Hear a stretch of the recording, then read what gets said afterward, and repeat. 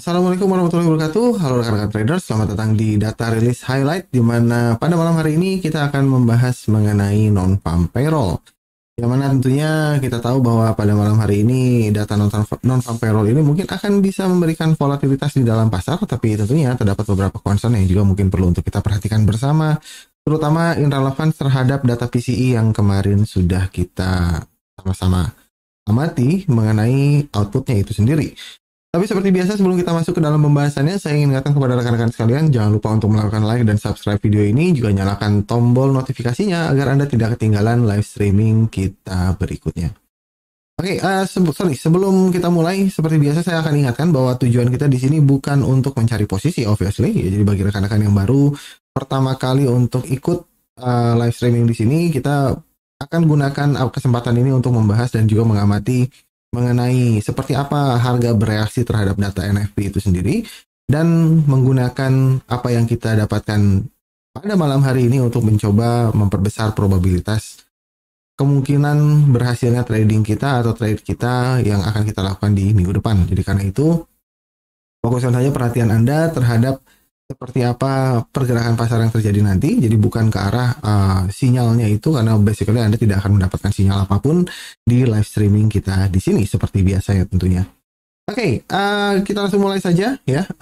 Seperti biasa kita mulai terlebih dahulu dari kalender ekonomi, which is sedikit saya ingin membahas mengenai kemungkinan apa yang mungkin dapat terjadi ke depannya in relevance terhadap data yang kemarin kita lihat. Dimana sebetulnya kalau kita menyimpulkan dari data yang kita dapatkan kemarin itu relatif cukup mix kalau dari beberapa data yang kita lihat di sini, seperti personal spending contohnya, kemudian juga personal income itu masih menunjukkan adanya kenaikan. Dan ini adalah suatu hal yang sebetulnya bukan hal yang kondusif untuk inflasi secara keseluruhan, akan tetapi outlook yang dimiliki oleh pasar di hari kemarin sepertinya lebih berfokus terhadap data PCE yang obviously sesuai dengan proyeksi apa yang disebutkan oleh Jerome Powell sebelumnya. Jadi dalam konteks ini, kita perlu untuk mengingat bahwa dalam pasar saat ini terdapat dua buah concern yang mungkin perlu untuk Anda perhatikan dengan lebih seksama pada malam hari ini dan juga untuk kedepannya, yaitu adalah seberapa inline atau seberapa sejalannya data rilis pada malam hari ini seperti dengan ekspektasi Fed untuk kedepannya, yang mana obviously akan bisa memperbesar probabilitas Fed untuk melakukan pivoting, ataukah tidak. Dan yang kedua adalah yang perlu untuk Anda perhatikan lebih ke arah apakah market di minggu ini atau di akhir minggu ini tentunya lebih memilih untuk melakukan repositioning atau risk aversion sebelum minggu tenang yang akan kita dapatkan di minggu depan. Minggu tenang itu apa? Minggu tenang itu biasanya adalah sebuah low liquidity period yang terjadi karena minimnya informasi yang akan kita dapatkan dari Fed members, karena memang mandat mereka 1 minggu sebelum melakukan kenaikan suku bunga, mereka tidak boleh mengadakan wawancara, tidak boleh mengeluarkan sebuah statement untuk mencegah adanya kebocoran ataupun juga reaksi pasar yang berlebihan bahkan sebelum event tersebut muncul. Jadi karena itu juga mengingat bahwa sekarang adalah hari Jumat, Anda pun juga harus mempertimbangkan bahwa data NFP yang keluar pada malam hari ini itu bisa saja bergerak berlawanan dengan apa yang kita proyeksikan sebelumnya. Tentunya yang akan menegaskan bahwa kemungkinan harga akan terus bisa bergerak searah dengan apa yang kita dapatkan itu adalah apabila kita melihat adanya suatu data yang relatif sebetulnya unexpected jatuhnya, di mana unexpected di sini yang saya maksud dengan unexpected adalah kita mendapati sebuah data yang jauh lebih baik itu lebih tinggi atau lebih rendah daripada apa yang sudah diperhitungkan atau apa yang sudah di forecast atau diproyeksikan oleh partisipan pasar secara keseluruhan. Jadi katakanlah di sini kalau kita mendapatkan ada sebuah data yang relatif 190-an dan lain sebagainya atau lebih rendah daripada itu, maka itu akan berpotensi untuk bisa membuat dolar untuk bisa bergerak lebih volatile ke arah bawah. Tapi kalau tidak, walaupun secara keseluruhan 200.000 ini sudah bisa dikatakan lebih dari cukup untuk menggerakkan dolar ke arah bawah kembali, tapi obviously segala sesuatu yang as expected atau sesuatu yang sudah diekspektasikan oleh pasar itu mungkin akan bisa menghasilkan outcome yang berbeda, terutama apabila Anda mengingat bahwa di dalam pasar itu sering sekali terjadi yang disebut dengan buy the rumor dan sell the fact. Jadi karena itu walaupun katakanlah di sini kita melihat adanya potensi nilai atau angka yang keluar sebesar 200.000 ya, sekalipun Anda harus menyadari bahwa ini tidak akan menjadi jaminan bahwa dolar akan semerta-merta bergerak turun sampai ke market tutup di hari atau di penghujung market US nanti. Bukan berarti harga tidak bisa turun lebih dalam, tentunya tidak seperti itu juga, tapi obviously kita harus ingat bahwa menjelang ke akhir minggu itu biasanya para institusi ataupun juga para hedge fund itu akan melakukan closing position atau tidak membiarkan posisinya overnight, terutama dalam kasus di mana di minggu depan ada sebuah periode hiatus atau periode masa tenang lah disebutnya. Jadi karena itu Anda juga perlu untuk mempertimbangkan adanya kemungkinan profit taking dilakukan oleh beberapa institusi yang obviously itu kemungkinannya akan besar untuk terjadi apabila nilai dari NFP pada malam hari ini sesuai dengan ekspektasi pasar. Dan perlu untuk saya ingatkan bahwa dengan ekspektasi pasar yang masih berada di bawah dari nilai sebelumnya, itu sebetulnya adalah sesuatu yang sangat-sangat bearish terhadap US dollar. Walaupun katakanlah Anda melihat per malam hari ini terjadi sebuah pergerakan naik, Anda tetap harus hati-hati karena in general, tren besarnya atau tren keseluruhan itu tetap berada dalam kondisi bearish ya. Jadi jangan sampai Anda karena melihat, wah NFP sekarang harganya naik, berarti di minggu depan harga akan terus naik ke arah atas gitu, melesat. Tidak seperti itu. Jadi justru kalaupun misalnya kita mendapatkan adanya kenaikan dari data NFP di sini yang terjadi atau kenaikannya terjadi disertai dengan data yang sebetulnya lebih rendah dibandingkan sebelumnya, maka Anda di minggu depan bisa mulai menganggap bahwa ini adalah sebuah kenaikan yang terjadi di hari ini adalah sebuah retracement, dan Anda bisa mencoba untuk melakukan atau mencari posisi untuk melakukan penjualan dengan ekspektasi harga akan turun lebih dalam lagi pada saat rate decision pada tanggal 14 Desember, yaitu adalah pada minggu depannya lagi. Jadi agak cukup tricky sebetulnya di sini. Jadi kalau saya sarankan karena juga kita sedang berada di hari Jumat, akan jauh lebih baik sebetulnya apabila Anda tidak membuka sebuah trade baru, kalau boleh saya jujur ya. Tapi manage saja trade yang sudah ada. Kalau misalnya memang ada, pindahkan stop loss-nya untuk mencegah volatilitas dan mengurangi risiko overnight tentunya, dengan mempertimbangkan juga bahwa pada saat ada sebuah data rilis seperti ini, end of marketnya itu biasanya akan diikuti oleh sebuah tendensi di mana spread akan melebar dengan cukup signifikan karena low liquidity period yang akan kita sambut di minggu depan itu sendiri. Oke, secara umum yang akan perlu kita perhatikan adalah non-farm payroll-nya itu sendiri ya, dan juga yang kedua adalah average hourly earning tentunya, yang mana kita tahu bahwa Powell di minggu lalu di hari kemarin ya sudah mengeluarkan statement mengenai wages atau gaji. Jadi kalau misalnya kita melihat ada average hourly earnings yang sejalan dengan non-farm payroll-nya, maka itu akan bisa memperkuat probabilitas dolar untuk bisa bergerak turun. Begitu juga dengan participation rate ya. Jadi ada 3 poin sebetulnya average hourly earning. 3 poin.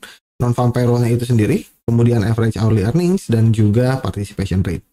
Kalau participation rate-nya itu berkurang, ya itu adalah suatu hal yang relatif cukup membuat bearish juga untuk US dollar, dan semakin homogen datanya itu akan semakin memperbesar kemungkinan dolar untuk bergerak turun lebih dalam lagi. Bagaimana kalau misalnya ternyata mix ya, kembali lagi alternatif bahwa dalam kondisi market neutral atau non-event disebutnya ya, non-event itu adalah pada saat terjadi sebuah mix data yang tidak menunjukkan kejelasan atau tidak menunjukkan adanya keseragaman di dalamnya, maka sebuah non-event itu akan cenderung rentan terhadap sebuah correction phase ya. Jadi karena itu Anda perlu untuk mewaspadai, walaupun secara tendensi umumnya dolar masih mungkin saja bergerak turun dengan data non-farm payroll yang berkurang, tapi apabila disertai dengan data average hourly earnings-nya yang misalnya katakanlah naik ke 4,8 ataupun juga monthly by monthly-nya yang juga naik ke 0,5, maka itu adalah sesuatu hal yang akan bisa membuat market mungkin berpikir untuk melakukan take profit di penghujung minggu ini sebelum mencari posisi lagi menjelang kemungkinan pivoting dari Fed itu sendiri. Jadi karena itu tidak ada yang bisa kita pastikan tentunya di sini ya. Jadi itu hanya sebuah proyeksi. Intinya yang harus kita ketahui adalah bahwa pada saat nilainya lebih rendah daripada sebelumnya atau daripada previousnya, maka itu adalah sesuatu yang akan bearish terhadap US dollar, tapi tidak mewajibkan harga harus bergerak turun pada hari ini. Ya. Tapi yang harus Anda ingat adalah bahwa in general atau secara keseluruhan, apabila Anda masih melihat adanya sebuah data yang lebih rendah dibandingkan data sebelumnya atau nilai sebelumnya, net-netnya atau total netnya secara jangka panjangnya itu adalah sesuatu hal yang akan bearish terhadap US dollar. Tinggal permasalahannya di mana katalisnya dan apa pemicunya yang bisa membuat Anda masuk ke dalam pasar dan memanfaatkan potensi untuk kedepannya. Jadi itu yang perlu untuk saya tegaskan, bahwa tidak menjadi jaminan, kembali lagi saya ingatkan, tidak menjadi jaminan data yang lebih rendah akan membuat dolar bergerak turun, walaupun probabilitasnya cukup besar, tapi tidak wajib atau tidak harus seperti itu. Dan itu yang perlu untuk Anda pertimbangkan baik-baik, bahwa mengingat sekarang juga di hari Jumat, dari sisi mekanisme tradingnya itu sendiri, Anda harus ingat bahwa menjelang ke akhir minggu, itu biasanya akan menjadi sebuah momen bagi para institusi untuk melakukan profit taking. Ya, jadi karena itu, siapkan diri Anda terhadap kemungkinan yang mungkin tidak sesuai dengan apa yang ditampilkan oleh datanya. Dan semakin homogen datanya, kemungkinan harga untuk berlanjut itu sebetulnya masih relatif cukup besar. Dalam artian di sini loh, kenapa bisa berlanjut? Karena mereka yang sudah memiliki posisi bukan berarti mereka harus menambah posisi, tapi mereka tidak mengurangi posisi. Dan sebaliknya, justru yang kalau misalnya ini kita mendapatkan adanya keseragaman, penurunan dari US dollar itu adalah sebagai sebuah efek dari mereka yang sebelumnya melakukan pembelian dolar keluar dari pasar, atau stop loss-nya terkena atau tertrigger, atau bahkan mereka memutuskan untuk repositioning di minggu depan. Jadi bukan berarti sellernya yang mengambil atau menambah posisi, tapi bisa jadi karena buyernya yang semakin berkurang. Oke, jadi di dalam market kita harus tahu bahwa ada dua kubu yang berperan. Jadi dari sisi buyernya Anda harus memikirkan dari sisi buyernya seperti apa, dan dari sisi sellernya juga Anda perlu untuk melihat perspektif dari sisi sellernya. Dan pergerakan ke satu arah misalnya belum tentu sebetulnya karena sellernya yang bertambah, bisa jadi karena buyer yang berkurang. Oke? Dan sebaliknya, kalau ada pergerakan naik, belum tentu buyer yang bertambah juga, bisa jadi seller yang berkurang. Jadi karena itu, siapkan probabilitas atau siapkan manajemen Anda untuk mengantisipasi apabila data yang rilis pada malam hari ini itu masuk ke dalam kategori non-event atau mix, ya, bukan homogen. Karena kalau homogen itu relatif cukup simple, probabilitasnya tetap lebih besar ke arah bearish. Tapi kalau mix, Anda harus mempertimbangkan adanya kemungkinan pullback dapat terjadi. Oke, beberapa headline ya sambil kita menunggu data rilisnya, masih ada sekitar 15 menit. Headline yang mungkin perlu untuk Anda perhatikan. Yang pertama adalah kabar yang cukup baik dari kancah global atau dari makro secara keseluruhan. Global food price ini saat ini sudah melakukan atau sedang mengalami penurunan, ya, dan ini akan melunakkan inflation pressure, karena Anda harus tahu bahwa kondisi yang ada pada saat ini, inflasinya sebetulnya cikal bakalnya ada dari sisi supply chain issues, termasuk dari bahan makanan, ya.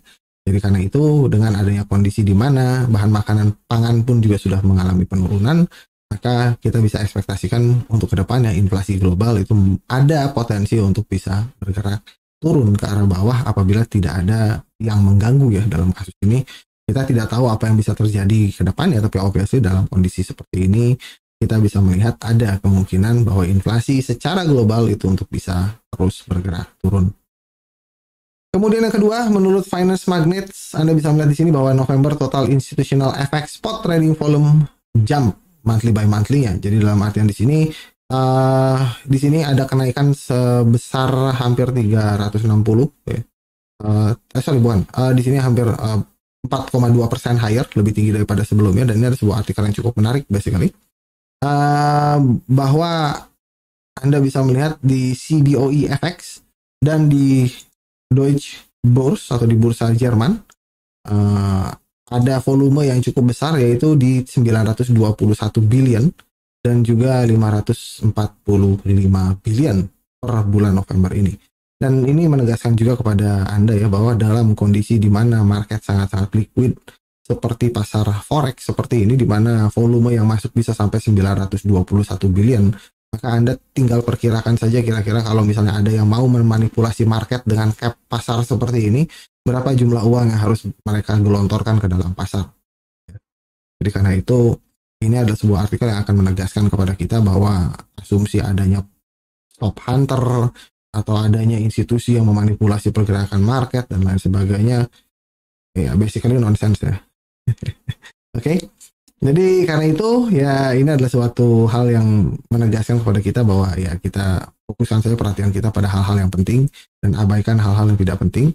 Dan kemudian yang kedua adalah yang perlu untuk saya garis bawahi, karena di bulan November ada jump trading volume dari FX spot di sini, yaitu foreign exchange tentunya. Anda harus tahu bahwa kalau kita mengingat sebelumnya memarket secara keseluruhan itu sedang duduk di atas cash, ya. Kalau ada kenaikan volume, ini menandakan dengan cukup besar atau dengan cukup jelas lah ya bahwa ada aliran dana yang sudah mulai terjadi di sini. Karena itulah maka kita bisa melihat adanya FX spot trading yang meningkat volumenya di sepanjang bulan November.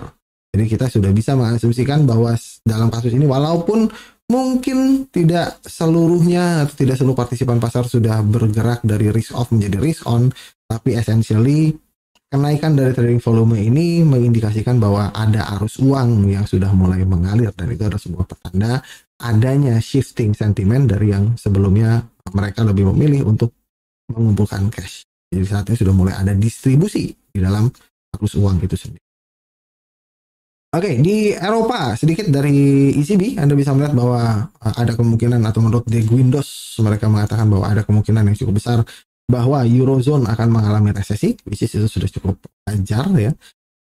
Tapi di satu sisi dia pun juga mengatakan bahwa inflation data di bulan November kemarin yang mencatatkan penurunan itu adalah suatu berita yang baik untuk ekonomi Eropa secara keseluruhan. Jadi ya basically pivoting or no pivoting lah ya. Jadi Anda tinggal amati mengenai statement-statement yang ada dari ECB members untuk kedepannya. Basically dengan kondisi yang menunjukkan inflasi yang berkurang, maka any clue mengenai pivoting itu adalah sesuatu yang akan positif terhadap euro secara umumnya. Kemudian dari sisi US mungkin Anda bisa saya sedikit refresh ya mengenai statement dari Powell, kenapa harga dolar tertekan pada saat ini, bahwa beliau sudah mengatakan make sense untuk moderate pace of rate hikes di sini, bukan untuk menghatikan ataupun juga bukan untuk melakukan rate cut ya, tapi hanya untuk melakukan moderasi terhadap kecepatan atau terhadap besaran dari rate hike-nya atau kenaikan suku bunganya. Dan Anda bisa melihat di sini Fed Bar, anggota Fed member lainnya juga mengatakan bahwa plus minus ya, Federal Reserve itu memiliki ketidakmampuan untuk memproyeksikan unexpected shock. Jadi Anda bisa lihat sini bahwa Fed inability to predict unexpected shock itu akan memberikan atau akan menjadi alasan bahwa secara keseluruhan bank capital level itu dibutuhkan untuk lebih tinggi lagi. Jadi di sini menegaskan kepada kita bahwa bahkan Federal Reserve sekalipun tidak memiliki kemampuan untuk memprediksi sesuatu yang tidak bisa diprediksi ya. Jadi karena itu ini adalah statement yang cukup jelas kepada kita bahwa kita apabila Anda masih memiliki asumsi bahwa ada sesuatu yang pasti bisa Anda lakukan di dalam market gitu kan, ada sesuatu yang bisa menghasilkan kepastian di dalam pasar, buang jauh-jauh, karena sekelas Federal Reserve yang saat ini dipantau oleh market global dan Anda tahu saat ini mereka bisa menggerakkan market hanya dengan omongannya saja, itu saja di sini tidak memiliki kemampuan untuk memproyeksikan atau memprediksikan unexpected shock. Jadi karena itu ya kalau mereka saja tidak bisa, ya kita sebagai seorang retail apalagi, ditambah lagi dengan kondisi di mana kita tidak punya akses ke dalam data-data seperti apa yang mereka miliki. Mereka yang punya data saya tidak bisa memprediksi, apalagi kita. Jadi yang harus saya garis bawahi di sini adalah bahwa akan ada selalu uncertainty di dalam analisis. Bukan berarti wah kalau gitu saya tidak perlu analisis, itu keliru juga. Anda tetap harus melakukan analisis karena itu akan memberikan arah atau tujuan terhadap apa yang harus Anda lakukan di dalam pasar. Tapi obviously karena kita tahu bahwa arah itu hanya kita yang menentukan berdasarkan analisis yang terbatas, maka Anda harus siapkan bahwa tidak ada yang bisa dipastikan dari analisis Anda. Jadi karena itu selalu gunakan stop loss untuk mencegah hal-hal yang tidak diinginkan. Dan di sini pun juga Bar mengkonfirmasikan kembali bahwa sangat keliru kalau misalnya perubahan atau menganggap pace atau perubahan dari kecepatan di dalam rate hike itu adalah perubahan dari komitmen Fed untuk mencapai ke target 2%-nya. Jadi secara keseluruhan Anda bisa lihat bahwa yang mereka belum akan melakukan loosening ya. Jadi seperti yang harus saya ingatkan bahwa dari kenaikan 75 turun ke 50 basis point pada dasarnya sebetulnya ini akan tetap menaikkan total suku bunganya ya. Jadi bukan melonggarkan ekonomi. Jadi kalau misalnya katakanlah sebelumnya mereka dari 3,00 atau dari 3 basis point naik 75, berarti kan naiknya menjadi ke 3,75. Tapi kalau misalnya mereka berikutnya naiknya 0,5.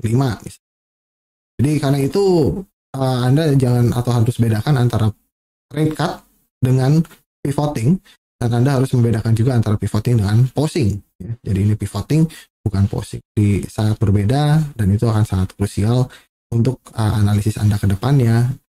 Apabila Anda sampai keliru di sini, maka analisis Anda pun juga akan keliru seutuhnya. Oke, kemudian di sini preview bahwa Anda bisa lihat Bank Economics estimate atau perkiraan dari NFP-nya. Sebetulnya on average kita bisa lihat ada di kisaran yang seperti yang sudah kita bahas tadi ya.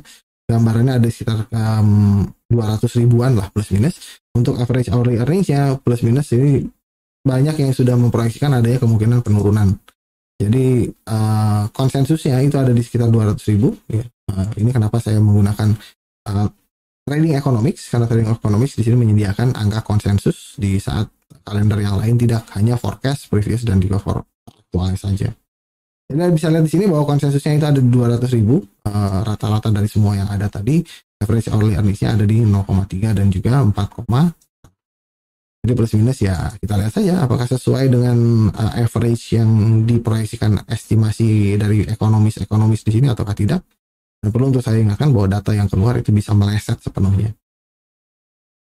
Jadi karena itu tendensi dari Fed Watch Tool ini pun juga akan mungkin berubah ya. Kembali lagi kita masih memiliki waktu 1 minggu. Ya, di sini sudah naik kembali 50 basis pointnya ke 77%.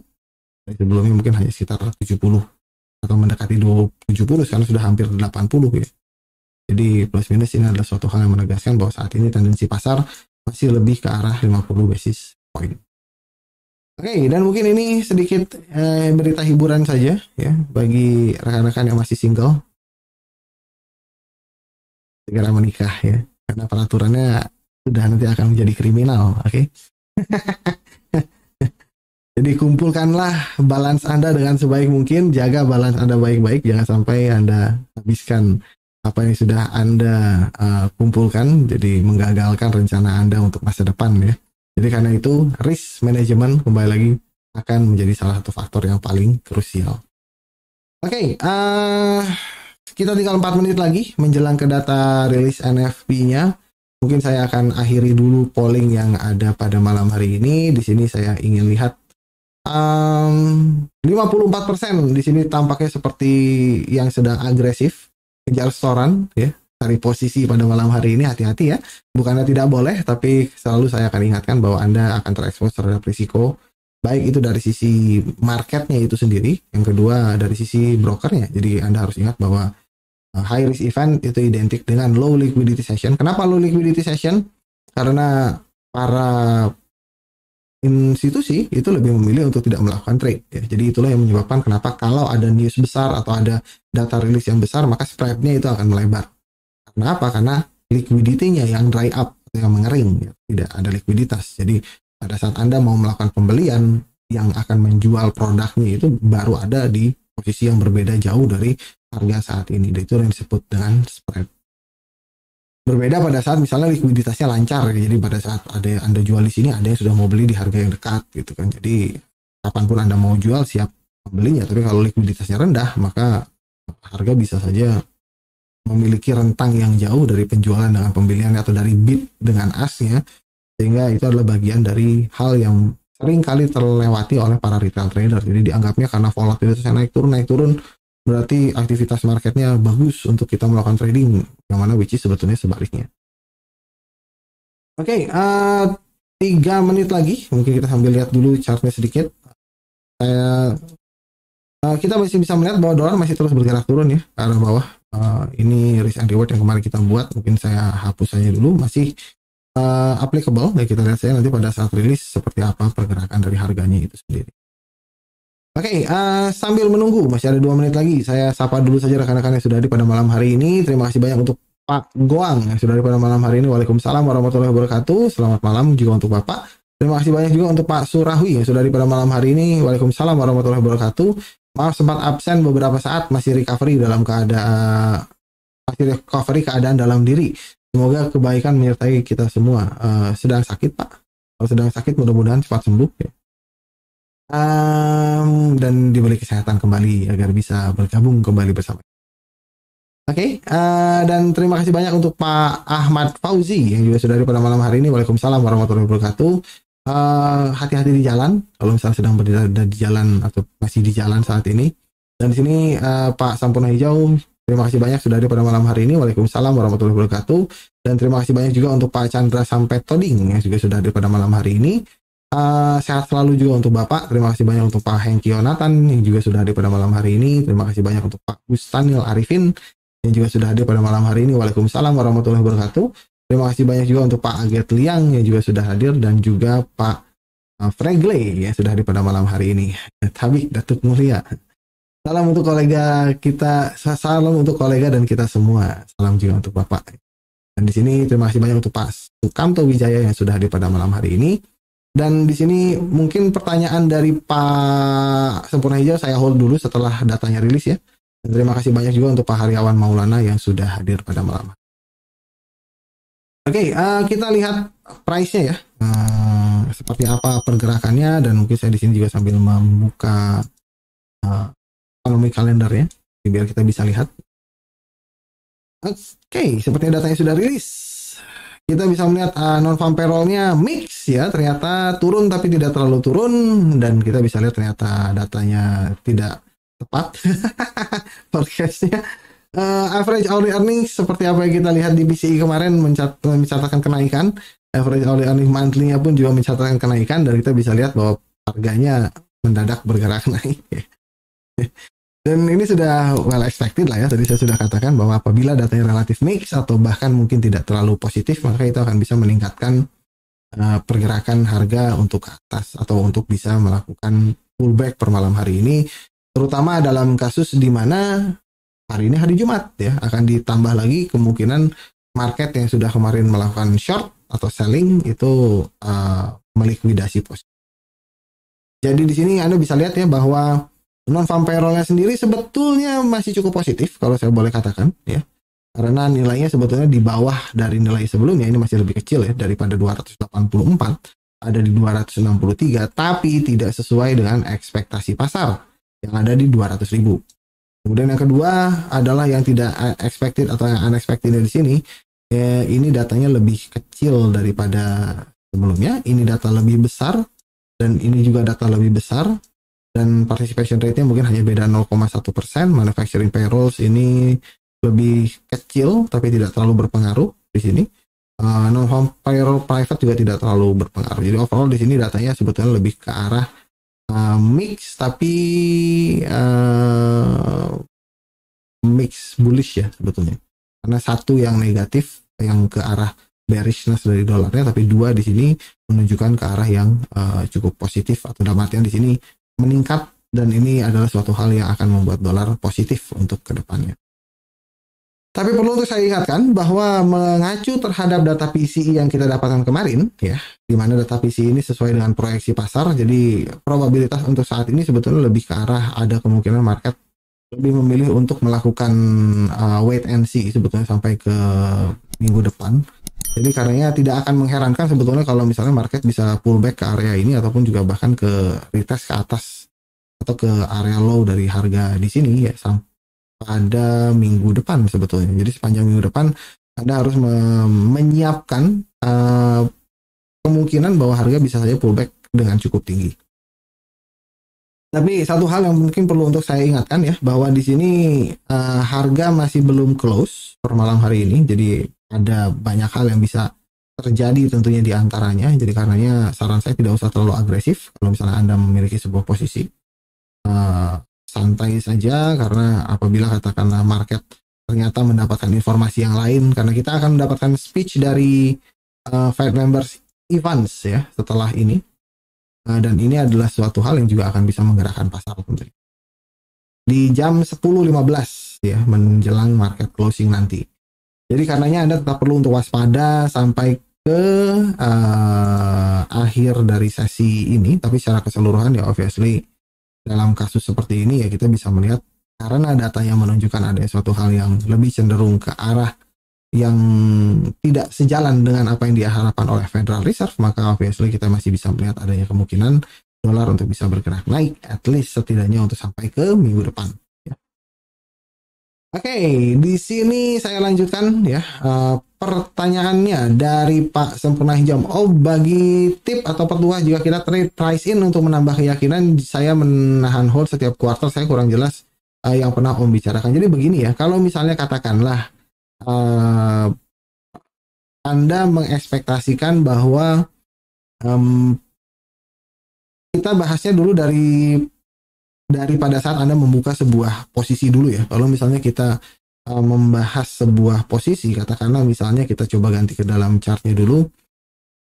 Plus minus misalnya Anda memiliki sebuah posisi yang baru atau Anda baru membuka sebuah posisi misalnya per minggu depan katakanlah. Karena misalnya Anda melihat harga pullback sampai ke area ini, kemudian Anda melakukan pembelian di area ini misal. Kemudian Anda meletakkan stop loss Anda di atas dari area ini. Nah, itu bisa dikategorikan sebagai sebuah pricing in. Kalau misalnya yang Anda beli adalah suatu posisi penjualan atau short. Misalnya katakanlah Anda di minggu depan, oke, saya melihat harga berhenti di sini Om Adit, terus kemudian ada candle indecision. Saya mau entry saja di sana, kemudian saya tunggu atau saya menunggu sampai ke data rilisnya nanti di Fed decision-nya. Jadi pada saat Anda sudah melakukan entry sebelum dari high impact event-nya itu sendiri, atau decisive event-nya misalnya, karena Anda menargetkan untuk continuation ke arah bawah seperti ini. Nah, pada saat misalnya nanti datanya rilis dan ternyata data rilis ini akan menegaskan atau akan menjadi sebuah konfirmasi bahwa dolar akan bergerak turun lebih dalam catatan tentunya 50 basis point, maka itu adalah sesuatu hal yang akan menjadi suatu alasan bagi Anda untuk menahan posisi Anda. Jadi akan tidak masuk akal kalau misalnya Anda sudah sell di sini misalnya ya, kemudian Anda sudah letakkan stop loss-nya di atas, kemudian pada saat data rilis ternyata outputnya adalah 50 basis point, kemudian Anda close posisinya. Itu tidak masuk akal. Kenapa? Karena 50 basis point kita tahu kecenderungannya adalah itu akan membuat dolar bearish. Walaupun sebetulnya tidak pasti bearish ya, tetap bisa saja harga bergerak naik karena market bisa saja memiliki sentimen atau perubahan sentimen yang mendadak. Itu mungkin sekali, tapi secara keseluruhan kita tahu bahwa pivoting sama dengan atau pivoting saat ini probabilitasnya lebih dekat asosiasinya dengan penurunan US dollar. Jadi karenanya kalau Anda sudah memiliki sebuah posisi atau Anda sudah masuk di minggu depan, kemudian Anda akan dikatakan seorang yang melakukan front loading atau melakukan pricing in kalau Anda melakukan penjualan dolar di minggu depan. Kenapa? Karena kan Anda melakukan penjualannya sebelum data rilis ya. Jadi karena itu pada saat data rilisnya nanti, gunakan data rilisnya sebagai sebuah konfirmasi. Jadi kalau Anda sekarang short dolar dan pada saat nanti Fed rate decision ternyata rate-nya turun sebesar atau naiknya hanya sebesar 50 basis point, maka tidak ada alasan bagi Anda untuk melakukan closing position. Karena apa? Karena data di sana, walaupun katakanlah Anda melihat ada sebuah volatilitas ya terkecuali kalau misalnya stop loss-nya kena, itu beda cerita. Tapi kalau misalnya yang Anda lihat katakanlah pada saat rilis datanya di sini market naik turun seperti ini, nah Anda tidak perlu khawatir ya, karena Anda tahu bahwa outcome dari 50 basis point ini mau nanti akan terjadinya di minggu yang sama dengan data rilisnya atau mau terjadi di minggu depannya lagi, ya Anda tahu bahwa outcome dari 50 basis point itu lebih cenderung ke arah bearish. Ya, jadi karena itu data yang sudah terkonfirmasi di sini, walaupun market naik turun itu bukan akan menjadi sesuatu yang mengkhawatirkan untuk. Jadi kurang lebih seperti itu ya. Jadi kalau misalnya Anda melakukan holding untuk per kuartal misalnya, kita kan di sini sudah masuk ke kuartal atau mendekati ke akhir kuartal 4 lah di sini ya. Data di sini, non-farm payroll di sini, data Fed decision di sini ini akan bisa membantu Anda untuk melakukan atau mengambil decision apakah harga akan bisa Anda tahan sampai at least setidaknya mendekati Natal ataukah tidak. Nah dan sebaliknya juga kita bisa lakukan opposite side ya, dalam artian kalau Anda sudah melakukan short selling di sini atau Anda sudah melakukan penjualan dan ternyata market atau ternyata Fed rate decision di sini menunjukkan adanya kenaikan suku bunga sebesar 75 basis point, maka sebetulnya itu juga menjadi konfirmasi Anda bahwa tidak ada alasan bagi Anda untuk melakukan penahanan atau holding posisi sell Anda. Karena Anda tahu bahwa ultimately 75 basis point itu akan membuat dolar kembali mendapatkan traksinya ke atas. Tinggal permasalahannya kapan ya. Jadi Karena Anda mengingat hal tersebut, maka walaupun misalnya Anda belum terkena stop loss, tapi kalau rilisnya ternyata 75 basis point, Anda sudah mendapatkan lampu hijau untuk segera mengclosing atau segera menutup posisi Anda, walaupun tidak mencapai posisi stop loss Anda. Kenapa? Karena ya datanya itu sudah tidak lagi mendukung apa yang Anda lakukan sebelum data tersebut rilis atau pricing in Anda. Jadi Anda harus siap melakukan repositioning terhadap pricing in atau forward pricing yang sudah Anda lakukan tergantung dari data rilisnya nanti. Jadi dengan itu Anda akan bisa menambah conviction ataupun juga plus minus ya, mengubah conviction Anda bahkan kalau misalnya ternyata datanya tidak sejalan.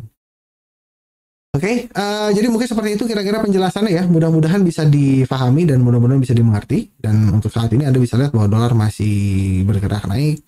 Tertahan di area ini, saya tidak tahu apakah akan tertahan atau tidak ya. Jadi obviously kalau buat saya, dengan pergerakan bullish ini menegaskan bahwa hari ini no trade dan tidak ada lagi yang bisa saya lakukan. Obviously selain marking di sini, selebihnya yang ingin saya lakukan di minggu depan adalah mencoba mencari probabilitas di mana kira-kira saya bisa melakukan penjualan terhadap US.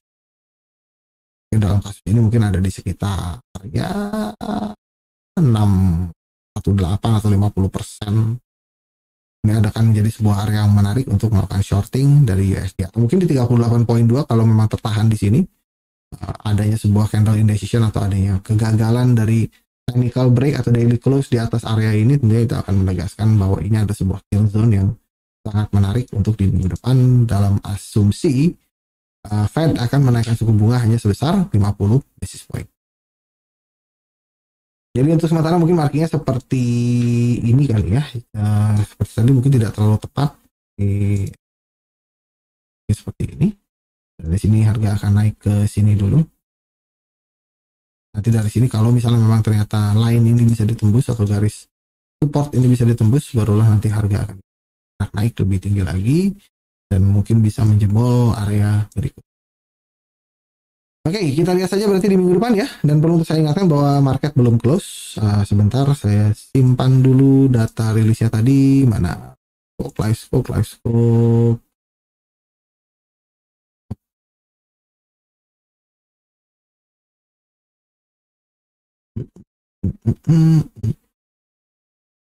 Coba. Kalau saya biasanya kalau yang seperti ini ya walaupun sekarang sudah tidak terlalu ini ya, walaupun tidak terlalu se-diligent dulu, tapi ini biasanya saya lakukan untuk membantu saya mempelajari mengenai market atau bagaimana data mempengaruhi harga. Saya copy, saya paste di sini, Anda bisa lihat bahwa oke, November payroll-nya segini. Nah, ini akan bisa menjadi bahan untuk pelajaran saya ke depan. Anda juga mungkin bisa melakukan hal yang sama apabila Anda ingin mempelajari mengenai bagaimana sebuah data fundamental atau data ekonomi lah ya bisa mempengaruhi pergerakan dari harga itu. Mudah-mudahan sudah cukup jelas. Untuk ini ada pertanyaan mungkin? Ben sepi? Jangan-jangan tidak ada yang expect bahwa harga akan naik hari ini ya? Kembali lagi lah ya, selalu saya akan harus ingatkan kepada rekan-rekan sekalian bahwa probabilitas itu akan selalu ada ya. Jadi kita walaupun plus minus ada kemungkinan non-farm payroll-nya mengalami penurunan dan lain sebagainya, tapi ya ultimately data itu tidak ada yang bisa memproyeksikan outcome-nya ya.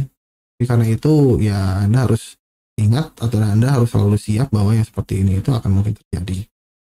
Tapi best case skenario-nya atau yang harus Anda lihat dari sebuah pergerakan naik seperti ini ya, bagi Anda yang masih belum memiliki entry ya, atau bagi Anda yang belum masuk ke dalam pasar, Anda akan memiliki peluang yang cukup besar di minggu depan untuk mencoba mencari atau mencoba melakukan penjualan dari US. Karena pada dasarnya Anda bisa lihat di sini dari time frame yang lebih kecilnya sendiri bahwa ini masih membentuk sebuah lower low dan ini adalah sebuah high yang setidaknya perlu untuk terlebih dahulu ditembus sebelum kita bisa mengatakan adanya perubahan tren. Jadi sebelum high ini bisa ditembus, maka overall ya ini masih sebuah downtrend karena masih terdiri dari series of lower low dan lower high. Ada pertanyaan? Mungkin tidak ada? Tumben, sepi. Biasanya ramai.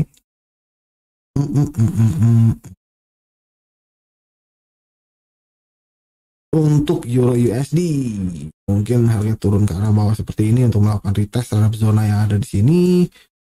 Ya, kita lihat saja sampai di mana ya.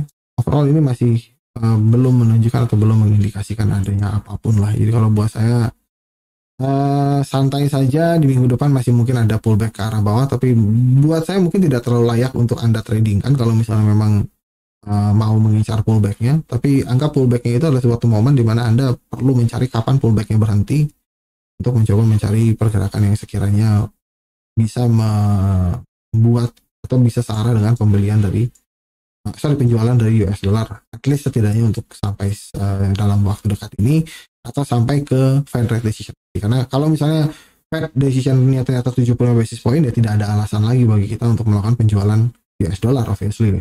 Jadi kita bisa berikan semacam kerangka waktu bahwa di minggu depan adalah saat yang terakhir untuk mencari penjualan dari US dollar atau short atau sell US dollar sampai ke data rate nanti. Ya, tentunya selalu gunakan stop loss karena seperti yang saya katakan tadi bahwa apabila ternyata Fed menaikkan suku bunganya sebesar 75 basis point, maka dolar tidak akan lagi dari. Pak Goang di sini mengatakan di luar ekspektasi, betul sekali ya. Nah, dan tenang saja Pak ya, Anda tidak perlu khawatir karena ya dari sini kalau misalnya kita lihat datanya yang tadi ya, rilisnya itu ada di sekitar 263. Kalau misalnya rilisnya ada di 263 berarti hanya ada satu institusi ya yang memproyeksikan outcome-nya. Jadi di sini ya tidak usah kecil hati Pak ya, hanya Societe Generale saja yang berhasil memperkirakan adanya kenaikan atau nilai NFP yang tidak terlalu drop. Lebihnya Anda bisa lihat ada di 240, 225, 210, 205, 200, bahkan ada yang 150 ya. Jadi bukan Anda saja yang keliru ya. Di sini Anda bisa lihat hanya satu, yaitu hanya Societe Generale yang plus minus sesuai dengan proyeksi NFP saat ini ya. Jadi karena itu Anda harus lihat bahwa sepintar-pintarnya, sehebat-hebatnya, secanggih-canggihnya data yang mereka miliki, outcome-nya tetap market ya. Jadi Anda bisa lihat bahwa ini kan bukan player ya, maksudnya mereka kan partisipan pasar yang besar ya. Citigroup, Credit Suisse gitu kan, BNP Paribas, HSBC, Mizuho, Scotiabank, Daiwa, DB, UBS, Wells Fargo, Nomura, Goldman Sachs, JP Morgan. Ini kan big partisipan semua ya, mereka keliru juga bisa. Itu walaupun Bloomberg Terminal ada di dalam layarnya masing-masing, ya, bukan berarti mereka akan 100% benar. Jadi karena itu ya tidak usah takut dengan bandar, tidak usah takut dengan broker, karena ya yang penting di sini adalah ya bagaimana kita meminimalisir. Ya tapi yang jelas harus saya ingatkan di sini ya, bahwa masing-masing dari apa yang Anda lihat di sini itu semuanya memiliki tujuan yang sama atau memiliki visi yang sama, yaitu adalah melakukan risk aversion. Mereka menghindari risiko. Jadi yang harus Anda tahu di sini adalah bahwa setiap mereka melakukan forecast sekalipun, mereka tidak terlalu masalah sebetulnya. Harga tidak atau outcome-nya tidak sesuai dengan apa yang mereka proyeksikan. Karena apa? Karena mereka sudah memiliki plan bagaimana untuk menghindari risiko dan juga bagaimana kalau mereka mengantisipasi apabila ekspektasi yang mereka miliki tidak sesuai. Karena apa? Karena tujuan utama dari hedge fund, kemudian fund manager, bank, yang mayoritas sebetulnya adalah risk aversion. Dan salah satu kelebihan yang membuat Goldman Sachs ini bisa lebih unggul dibandingkan yang lain adalah risk manajemennya. Jadi bukan mereka lebih hebat dalam mencari entry-nya, tapi plus minus ya bagaimana cara mereka melakukan manajemen terhadap risk dan juga trade-nya. Mungkin kalau misalnya Anda mau lihat dari contohnya, Anda bisa cari di YouTube ya, yang namanya Mr. Anton Kreil. Beliau adalah ex dari Goldman Sachs. Anda bisa lihat presentasinya beliau seperti apa, menjelaskan bagaimana fokus utama dari para hedge fund atau professional trader yang melakukan trade di Goldman Sachs ataupun juga institusional yang lain. Oke, di sini terima kasih banyak untuk Pak Financial Analyst yang sudah hadir pada malam hari ini dan Pak Dimas Cahyo. Terima kasih banyak juga sudah hadir pada malam hari ini. Dengan data mix kali ini ke depannya DXY akan melanjutkan bearish atau bagaimana Om? Obviously, kalau buat saya itu akan sangat tergantung terhadap rilis data dari Federal Reserve di 2 minggu lagi. Ya.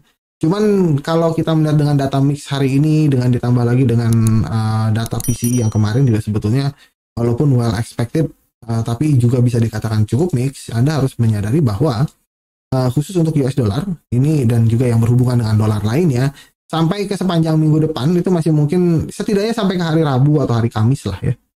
Mungkin kalau proyeksi saya biasanya akan ada di hari paling cepat di hari Selasa, tapi paling lama yang mungkin di hari Rabu atau Kamis. Anda akan mungkin bisa melihat dolar masih bisa akan bergerak naik. Dalam catatan begini ya, bergerak naiknya itu mungkin tidak selalu bergerak harus seperti garis lurus, tapi bisa jadi ya seperti ini ya, naiknya perlahan-lahan atau seperti inilah, naik sedikit. Hanya untuk nanti decision point-nya akan kita dapatkan di Fed rate decision. Kembali lagi 75 basis point sama dengan terus naik ke arah atas, 50 basis point sama dengan turun ke arah bawah. Jadi tinggal masalah Anda mau mencari posisi di mana kalau misalnya emang Anda memiliki asumsi bahwa dolar masih akan bergerak turun. Tapi yang jelas di sini kalau saya pribadi secara teknikal dan secara fundamental masih belum memiliki atau belum melihat alasan adanya alasan yang bagus untuk melakukan pembelian. Kenapa? Karena ya plus minus dari sisi teknikalnya ini masih lower low, ini masih lower high, jadi ini masih sebuah downtrend. Dan dalam sebuah downtrend yang bisa kita lakukan adalah sell at release. Oke?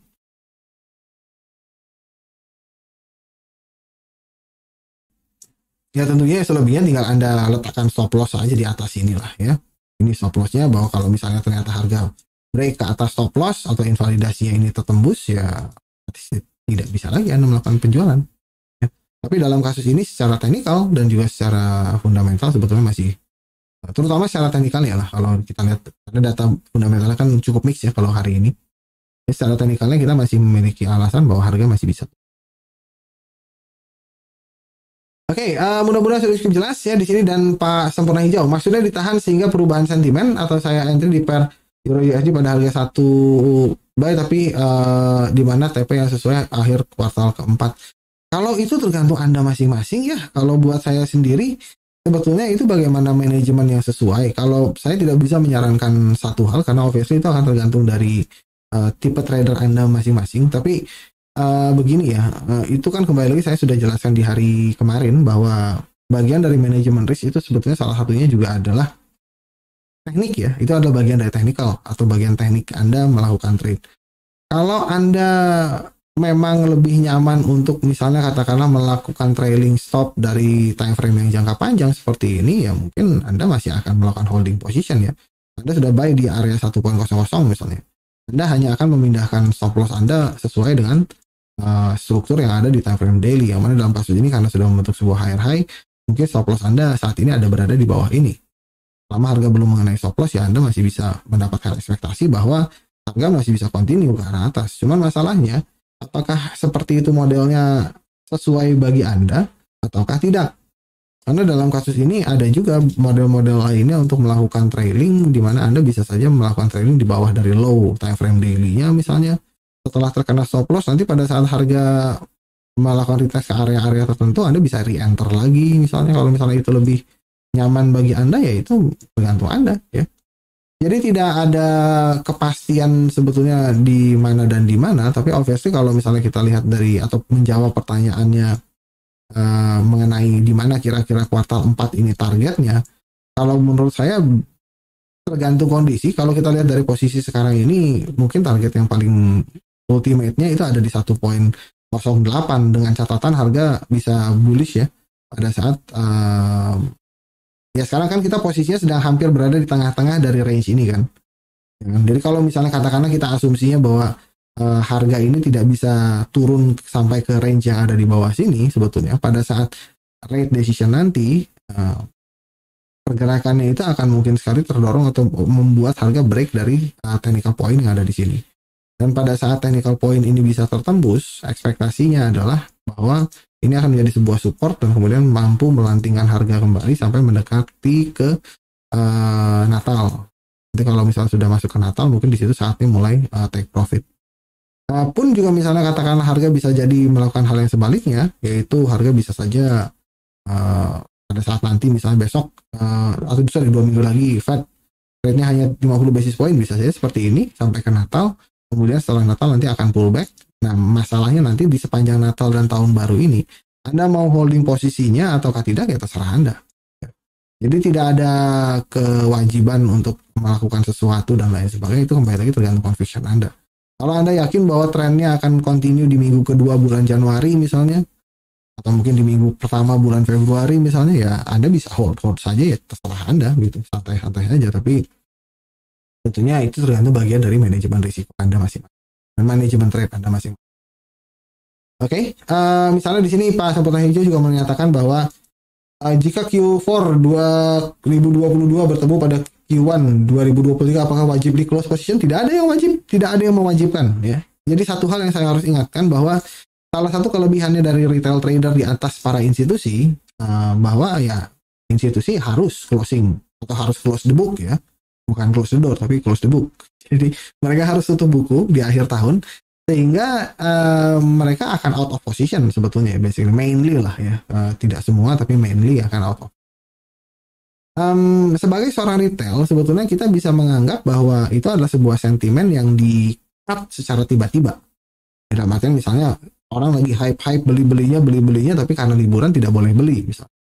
Jadi karena itu harga akan pullback. Jadi itulah kesempatan sebetulnya buat para retail, kalau menurut saya, kalau misalnya memang Anda melihat adanya pullback di akhir tahun dan tidak menembus sebuah area struktural dengan sentimen yang masih bisa terus berlanjut sampai ke awal tahun depan atau di kuartal pertama, ya pada saat Natal dan Tahun Baru itu adalah sebuah momen bagi kita untuk menganalisis baik-baik di mana kita bisa melakukan pembelian searah dengan trennya atau penjualan searah dengan trennya, dengan ekspektasi bahwa Anda akan bisa langsung melakukan entry pada saat liquidity sudah mulai kembali.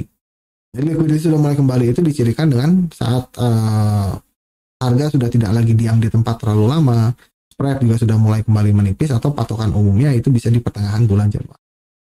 2 minggu pertama di bulan Januari itu tidak akan efektif lah. Jadi Anda akan mencoba mencari musim-musim peralihan tahun lah ya. Seperti misalnya Anda lihat di sini kan, Anda bisa, ini kan awal tahun ya, bulan Januari ini sampai tanggal 10, tanggal ada pullback baru akan break ke arah bawahnya, atau ada pressure turunnya itu di tanggal 13, tanggal 15-an. Dan di sini baru likuiditasnya kembali. Nanti setelah itu ya kita lihat apakah ini akan ada, biasanya kan ada informasi-informasi lainnya, uncertainty pasar dan lain sebagainya, dimana dalam kasus ini di minggu kedua bulan Februari atau minggu pertama bulan Februari itu baru harga juga akan bisa continue ke arah bawah. Decision point-nya ada di likuiditas baru benar-benar normal sebetulnya di Februari sebetulnya. Jadi mengaca pada itu ya Anda bisa lihat juga di sini misalnya kan bulan Januari misalnya pun juga ada penurunan, tapi ya Anda bisa lihat pullback terjadi di pertengahan bulan Januarinya. Pullback lagi, jadi Anda sebetulnya bisa eksekusi di pertengahan bulan Januari sebetulnya untuk bisa membuat tren yang cukup lumayan lah ya sampai ke mungkin di bulan Februarinya itu. Nanti di bulan Februari Anda bisa lihat lagi apakah trennya akan terus berlanjut ataukah berbalik. Jadi tidak ada kewajiban lah, intinya sih seperti itu ya. Jadi tinggal masalah bagaimana Anda memiliki conviction saja, Anda mau closing. Tapi kalau saya pribadi itu saya biasanya akan tutup buku juga di hari Natal ya, atau sebelum Natal lah ya. Mungkin saya sisakan 1 atau 2 posisi kalau misalnya memang ada yang mau di trail, tapi overall tidak lah biasanya, karena itu bagian dari financial management saya, karena saya pernah punya trauma margin call di tahun baru. Tapi ya itu kan saya ya, jadi tidak saya harus, katanya Anda harus ikut, tidak harus lah ya. Kembali lagi tidak ada kewajiban gitu kan.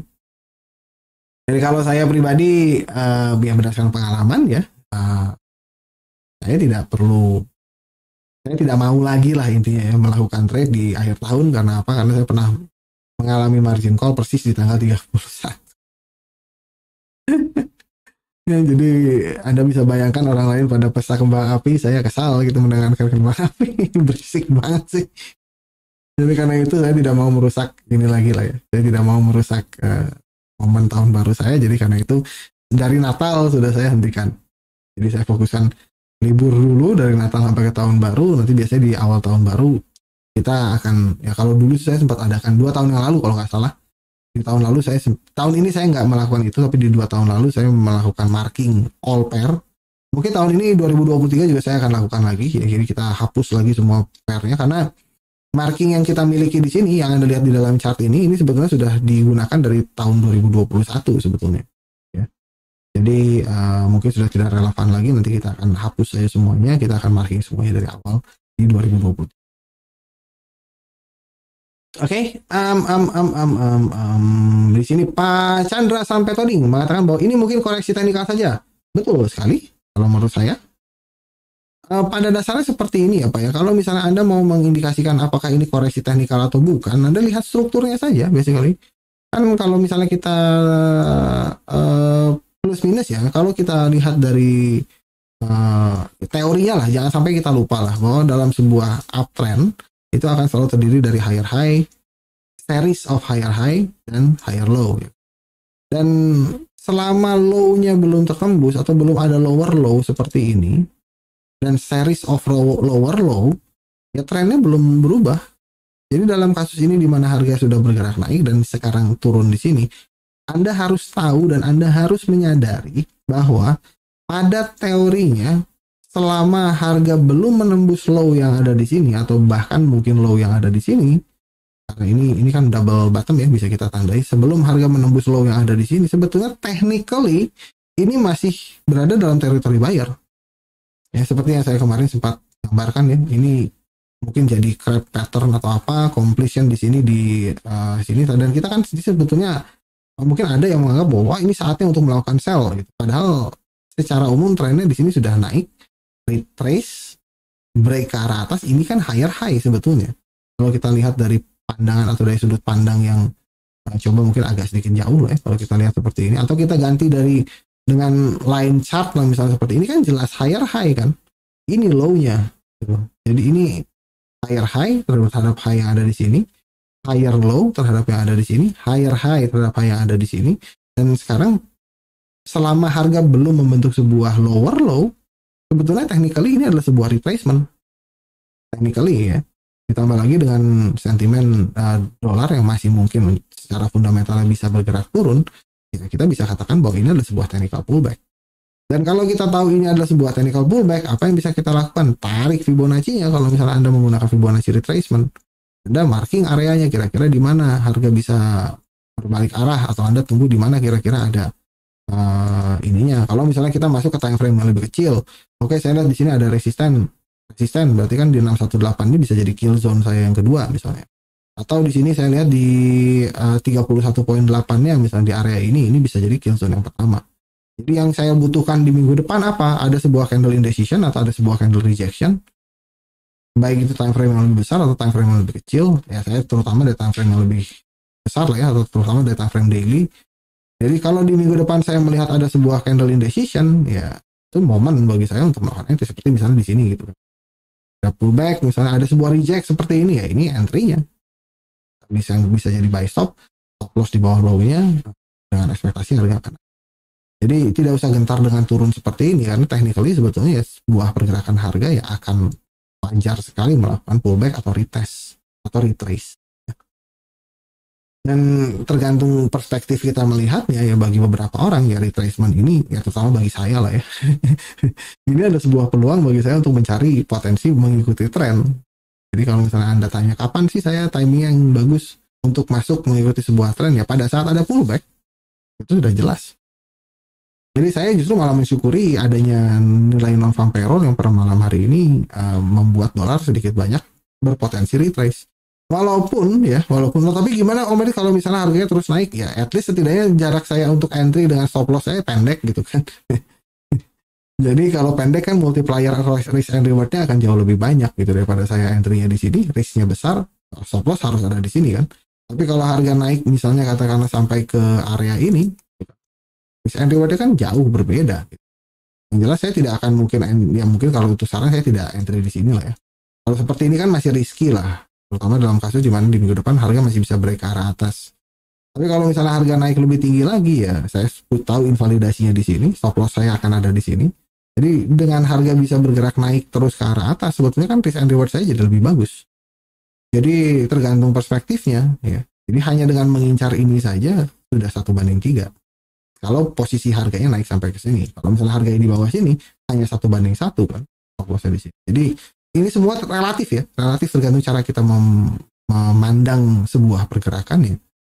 Jadi kalau menurut saya jangan setiap kali ada pullback itu dianggap boom bagi posisi Anda, tidak. Itu kesempatan Anda untuk baik itu mungkin melakukan entry bagi yang belum entry, atau misalnya bagi Anda yang ingin memperbesar potensi profitnya bisa kesempatan untuk melakukan piramidi, re-enter, itu akan jauh lebih bagus kalau misalnya perspektif kita rubah. Karena pada dasarnya selama harga belum menunjukkan adanya sebuah higher high dalam sebuah downtrend, harga masih akan bisa terus bergerak. Oke, ini mungkin sejalan dengan apa yang diasumsikan oleh Pak Aryawan Maulana ya. Jadi koreksi untuk menjemput limit order saya. Betul. Itu salah. Itu adalah perspektif yang tepat ya. Di sini Pak Financial Analyst mengatakan, Pak, maaf, pivoting itu apa? Pivoting itu adalah semacam titik tengah ya, atau titik puncak dari dalam kasus ini. Kalau pivoting central bank gitu, kalau saya sudah kemarin sempat jelaskan ya, bahwa kalau kita coba gambarkan lagi agar tidak ada yang keliru, bahwa pivoting itu adalah seperti ini. Jadi kalau misalnya kita punya kita punya sebuah grafik lah ya, biasanya kan seperti ini. Ini adalah grafik jalannya, ini adalah grafik waktunya, dan ini di sini kita punya besaran suku bunga ada 25, 50, dan 75. Ini 25, 50, dan 75, dan kita tahu bahwa dari awal tahun atau dari tahun lalu kan ini bulan ya, Januari sampai Desember lah, nah, seperti itu. Jadi kita kan tahu dari awalnya 0, mereka tidak ada, suku bunganya tidak naik gitu kan, menaikkan suku bunga sebesar 25 basis point, lalu naik lagi ke 50 basis point, lalu naik lagi ke 75 basis point. Nah, pivot itu adalah titik tengah ya, di mana titik tengah ini adalah pada saat mereka sudah naik ke 75 basis point, kemudian turun lagi ke naiknya ke 50 basis point. Otomatis ini adalah sebuah pivot ya, atau titik tengahnya, di mana setelah ini ya, ekspektasinya central bank yang bersangkutan itu tidak akan naik lebih tinggi lagi ke arah atas ya. Ini akan terus turun sampai ke mendekati 0 lagi, bahkan mungkin nanti kalau diperlukan bisa masuk ke rate cut territory atau cutting rate-nya. Ini ada negatif 25, jadi cut 25, di sini ada negatif 50, cut 50, dan lain sebagainya. Jadi kurang lebih seperti itu ya maksudnya dari pivoting. Di sini Pak Sukamto Wijaya lemas, sudah pada menunggu mau pencet sell USD dari batal. Kalau buat saya jangan seperti itu ya, karena momen yang terbaik untuk melakukan entry itu sebetulnya bukan hari ini, kalau misalnya boleh saya katakan. Makanya kenapa saya selalu ingatkan bahwa tujuan kita pada malam hari ini itu bukan untuk mencari posisi, hanya untuk menonton saja posisinya seperti apa. Karena kalau misalnya kita lihat pergerakannya di sini dan ternyata misalnya gitu kan, kita melihat loh kok dolarnya tiba-tiba nggak mampu closing di atas dari garis biru. Ini adalah clear sign sebetulnya di minggu depan ada momen yang sangat-sangat bagus bagi Anda untuk mencari probabilitas invalidation atau probabilitas reversalnya atau reversal dari short term retracement-nya ya, atau continuation-nya. Jadi jangan menganggap bahwa oke, saya harus eksekusi di hari yang sama, tidak harus seperti itu. Kalau misalnya katakanlah besok atau misalnya di minggu depan gitu ya, tiba-tiba Anda melihat di sini terbentuk sebuah candle reject misalnya, atau Anda melihat adanya sebuah candle doji misalnya, kan ini ada sebuah berita baik bagi Anda yang sedang menunggu entry kan, karena ada candle bodinya kecil gitu. Ini kan sebuah berita yang sangat-sangat bagus sebetulnya bagi Anda yang memang mau entry misalnya kalau di sini. Jadi tergantung perspektifnya lah kalau boleh saya katakan ya. Kalau misalnya Anda melihat tiap pergerakan naik itu adalah sesuatu hal yang buruk bagi posisi Anda, ya sayangnya tidak seperti itu. Jadi kalau di minggu depan misalnya katakan harga di sini sampai ke sini ya, atau tiba-tiba nanti di sini harga di minggu depan misalnya katakanlah berhenti di area ini atau tidak mampu break ke arah atas misalnya, kemudian harga malah berulang kali misalnya tertahan di area ini misalnya ada reject ke arah atas, kemudian katakanlah misalnya candlenya seperti ini gitu kan bentukannya di minggu depan, ya ini adalah momen yang jelas-jelas akan sangat bagus gitu buat saya. Mau ini candlenya bullish kayak, mau candlenya ini bearish kayak, pada saat ada sebuah rejection di minggu depan, karena di minggu ini ya, ini ada data NFP rilis loh, ingat ya, data NFP rilis dan harga misalnya gagal menempuh atau gagal menembus area support atau resisten lah di sini yang kita miliki di sini. Jadi minggu depan kalau ada rejection seperti ini ya saya tidak usah pikir panjang, langsung tinggal saya letakkan seperti ini saja, sell stop loss di atas ini, kemudian target yang paling dekat di mana. Kalau misalnya mau agresif dengan mengasumsikan bahwa harga akan turun lebih dalam lagi, ya saya langsung targeting seperti ini saja, 1/7, 1/5. Jadi ini adalah sebuah berkah sebetulnya kalau buat saya ya. Jadi kalau Anda menunggu untuk melakukan eksekusi sekarang kemudian karena tidak sesuai ekspektasi kemudian Anda lemas, mungkin ya pendekatan Anda ke dalam pasar masih agak sedikit keliru ya sayangnya. Karena opportunity dari apa yang kita dapatkan per hari ini dengan data yang mix tadi itu akan datang di minggu depan sebetulnya. Jadi kita pantau saja apakah ada candle reject seperti ini atau tidak. Kalau misalnya ada ciri-ciri pembalikan, misalnya di time frame, wah saya nggak lihat ada reject nih Wadid, tapi di time frame yang lebih kecil, misalnya di sini gitu kan, saya lihat harga sempat pada time frame yang lebih kecil ya, harga sempat bisa naik ke arah atas ke area support yang ada di sini, candle indecision ya. Kemudian di sini wah sempat naik nih ke arah atas seperti ini, ternyata ada pattern seperti ini ya, sikat di sini. Stop loss di atas ini atau di atas ini lebih bagus lagi, risk and rewardnya lebih baik. Atau ternyata misalnya ada harga naik ke arah atas, Anda tahu ada area resisten terdekat, mana area resisten terdekat yang paling mudah mungkin di peralihan ini masih tetap di area yang sama ya.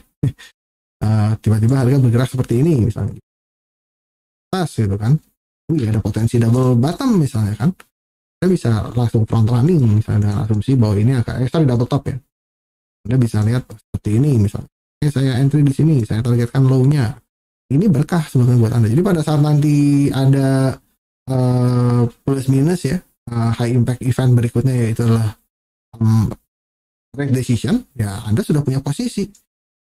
Tinggal nanti ya Anda tunggu saja apakah memang trade decision yang melakukan 50 basis point yang mana akan berpotensi membawa dolar turun, apakah sebaliknya. Tapi kan karena Anda sudah memiliki tight stop misalnya, Anda memiliki posisi yang bagus untuk entry, risk and rewardnya Anda sudah tahu, jadi Anda tidak akan khawatir untuk baik itu menjaga posisinya atau menunggu posisinya atau bahkan ya dan lain sebagainya ya. Jadi santai saja trading ya, gitu kurang lebih. Jadi tidak usah terlalu berpaku pada saya harus trading hari ini gitu. Seperti itu juga. Oke. Mudah-mudahan sudah cukup jelas ya. Di sini Pak Sampurna Hijau mengatakan bahwa yang dikatakan rally Santa bagaimana Om? Saya baca stok biasanya ada naik, itu berlaku akan meningkatkan inflation sedangkan Fed ingin menurunkan inflation.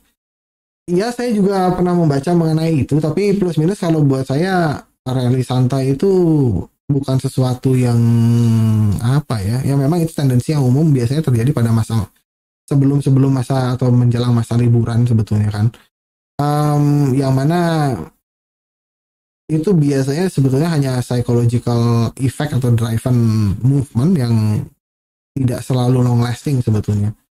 Dan kalau saya pribadi, walaupun ada yang disebut dengan rally Santa, itu mungkin yang terjadi rally-nya itu tidak selalu semuanya bergerak naik. Mungkin kalau dalam kasus ini, stok mungkin bisa jadi bergerak naik ya, atau saham bergerak naik sebelum ke masa atau sebelum ke musim liburan untuk memberikan semacam traksi bagi mereka atau profit taking bagi mereka pada saat market closing nanti. Ya, buy the rumor, sell the fact lah intinya. Jadi beli dulu sekarang, nanti pada saat sudah mendekati musim libur atau mereka tidak bisa lagi melakukan trade, booking profitnya. Banyak yang melakukan seperti itu sehingga akhirnya pergerakannya seperti itu. Jadi demand yang meningkat dari stok menjelang ke liburan musim Natal nanti. Tapi pada saat liburan Natalnya itu biasanya ada dumping lagi. Jadi kalau buat saya sih itu tidak terlalu, saya tidak suka atau tidak terlalu, ya berdasarkan pengalaman saya lah ya dari margin call di musim libur atau di tanggal 31.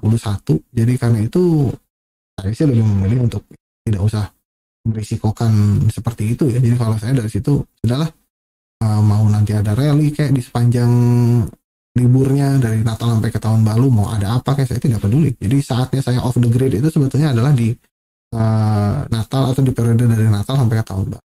Mungkin di situ posisi yang saya pegang atau yang masih berjalan hanya sisa 1 atau 2, dan itu pun juga stop lossnya benar-benar tight. Jadi tidak loose gitu, karena sudah memang mau tutup buku. Tapi itu saya ya. Jadi terserah Anda lah. Kalau misalnya mau memanfaatkan event-event seperti itu, silahkan. Tapi kalau saya sih tidak terlalu menyarankan hal tersebut.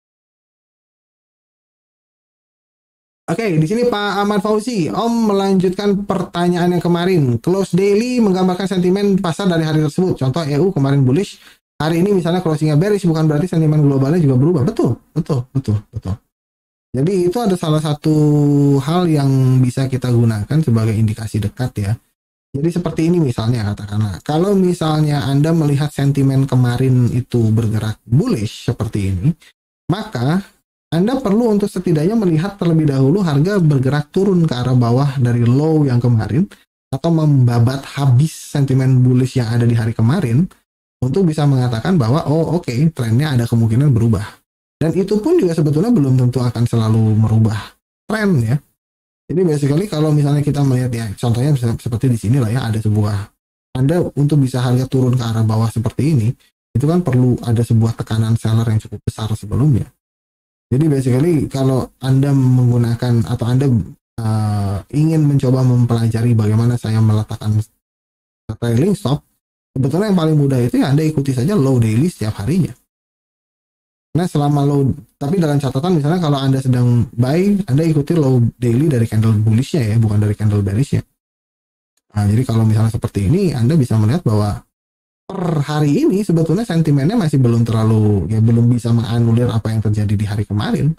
Yang mana di hari kemarin ini adalah data PCE kan, kalau Anda ingat. Jadi selama ini belum teranulir, maka itu kenapa saya katakan, terutama apabila closingnya per hari ini bisa berada di atas 1.04827, yang mana ini merupakan marking area dari indecision candle yang kita sudah tandai di sini, maka ini akan menegaskan kepada saya bahwa di minggu depan ada peluang yang cukup besar bagi saya untuk melakukan pembelian di Euro USD dengan stop loss di bawah dari candle ini, PCE, atau bahkan mungkin kesempatan yang kedua adalah saya bisa masuk lagi pada saat harga mencapai area biru dengan stop loss di bawah ini.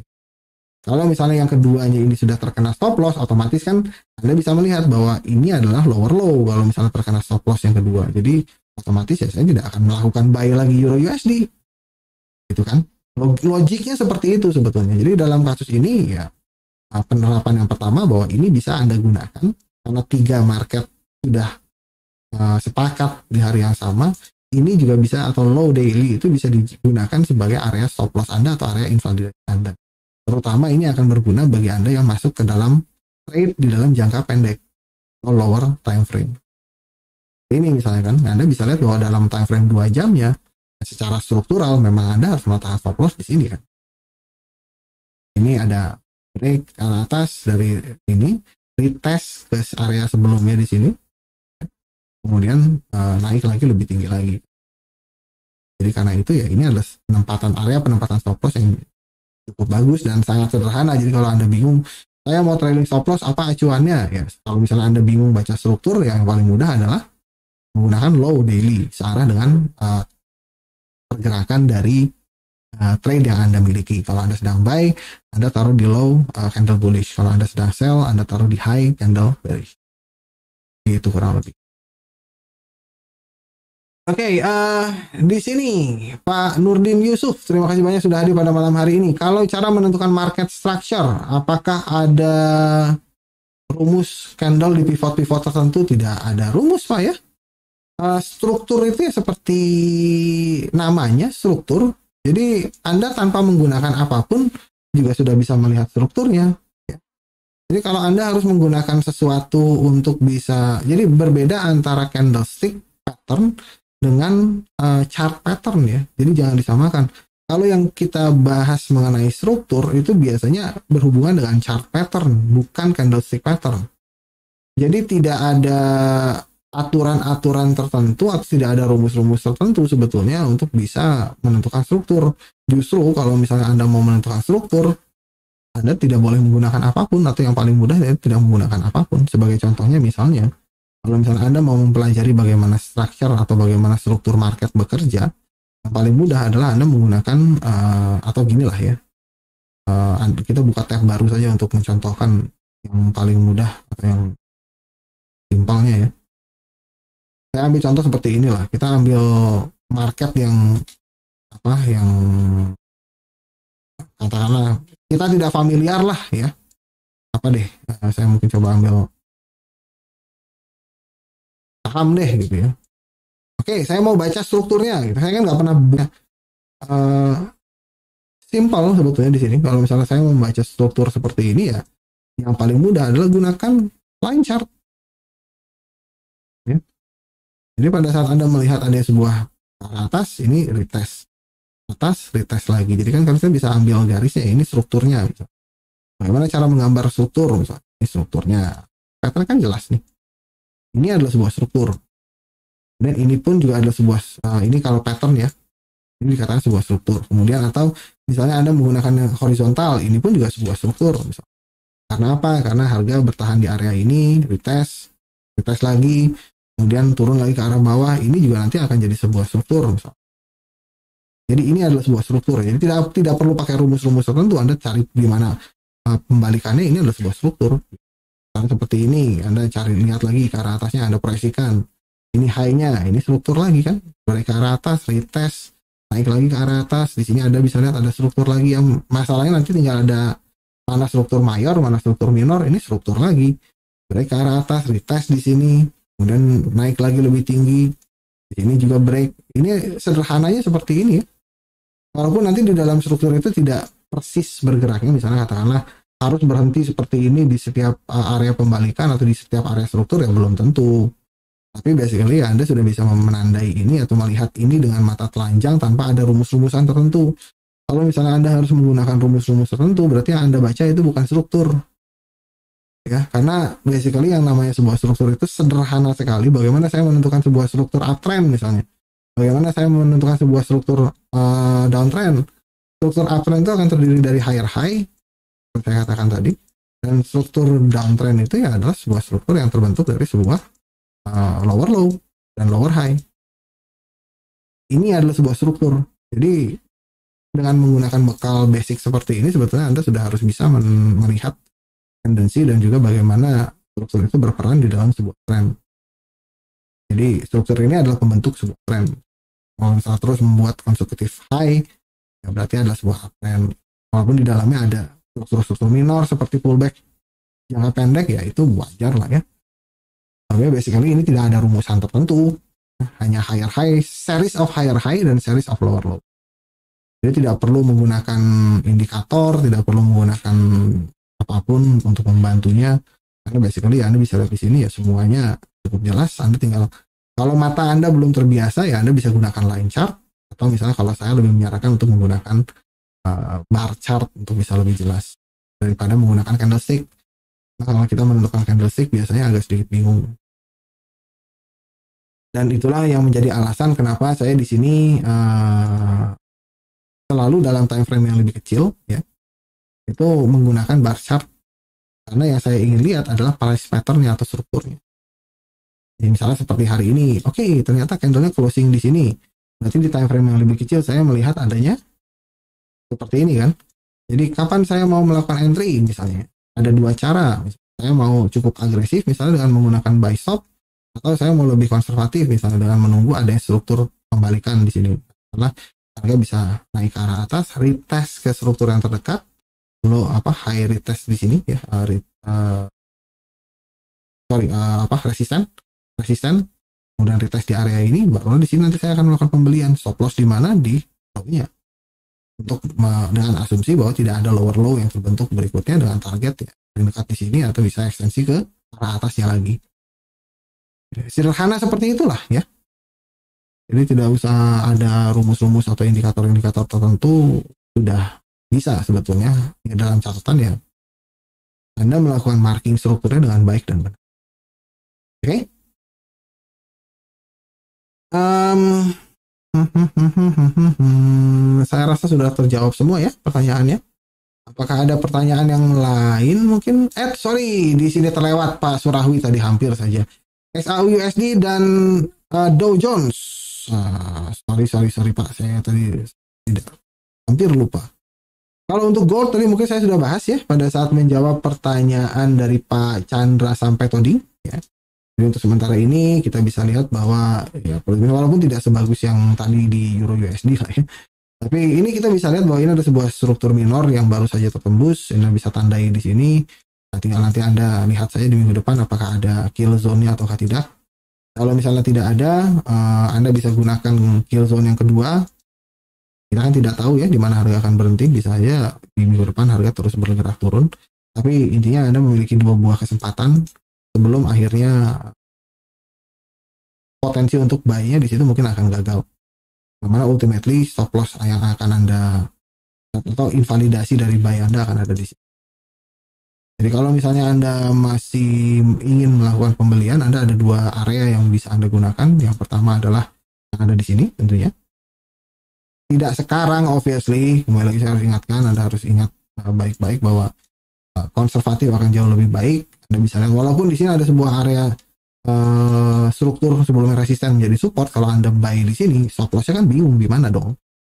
Jadi kalau saya sih pribadi tunggu dulu misalnya ada penciri double bottom.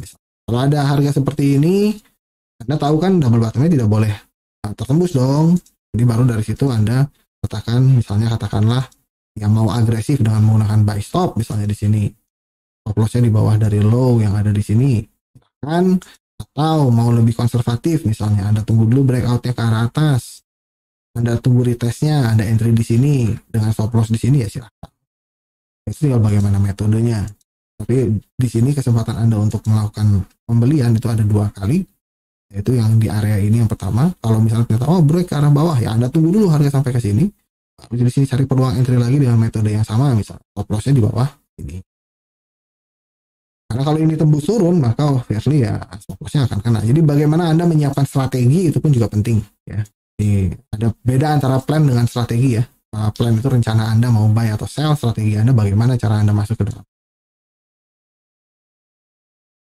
Oke, kemudian di sini Dow Jones Index ya.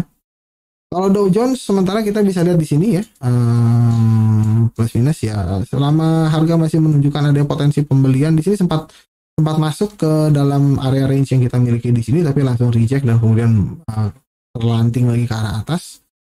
Simpel saja, kita bisa update seperti ini. Harga kalau misalnya masih berada di area atau di atas area biru ini, plus minus ya ini masih akan memberikan potensi bagi harga untuk bisa terus naik lebih tinggi lagi.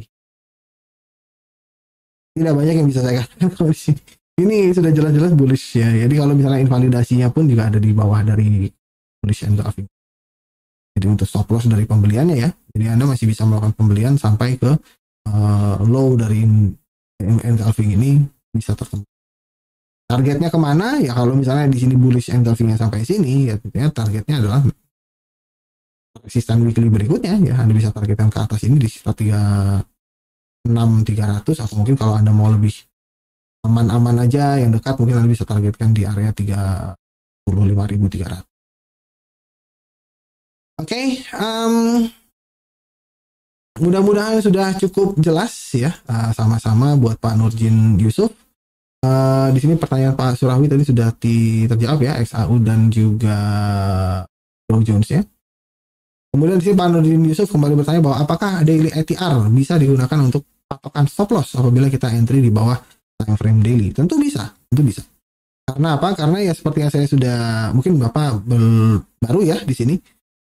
Saya tidak, atau mungkin sudah lama tapi tidak pernah komen. Tapi basically sebetulnya yang saya selalu emphasize atau yang saya selalu tekankan adalah bahwa Anda harus mempertimbangkan range hariannya untuk bisa menyadari bahwa probabilitas Anda terkena stop loss atau tidak itu besar atau kecil. Sebagai contohnya misalnya kalau di hari ini ya kita memiliki atau kita mau melakukan entry nih gitu kan di hari ini, tapi kita tahu bahwa range di hari kemarin itu harga bergerak sebesar 141 pip. Ya otomatis kalau misalnya kita melakukan atau kita memiliki entry dengan stop loss di bawah dari 141 pip, which is di atas 141 pip pun juga sebetulnya sudah yang tetap masih bisa terkena stop loss ya. Tapi dalam artian bahwa selama Anda berada di bawah 141 pip, sebetulnya Anda akan sangat rentan sekali terkena stop loss. Karena apa? Range kemarin saja ada di 141. Dan kalau misalnya kita mau coba lihat range per hari ini, ya walaupun hari ini karena ada data juga ya, ini sudah 116 loh, sempat turun ke bawahnya. Jadi kalau misalnya Anda entry di atas ini, Anda entry di atas ini, atau Anda entry time frame kecil, misalnya M5, atau tadi pagi gitu kan, harga masih belum gerak, karena Anda masuk ke berapa, M5 atau mungkin bahkan lebih kecil dari itu, kemudian Anda berharap bahwa stop loss Anda tidak terkena, ya agak sedikit aneh ya kalau menurut saya.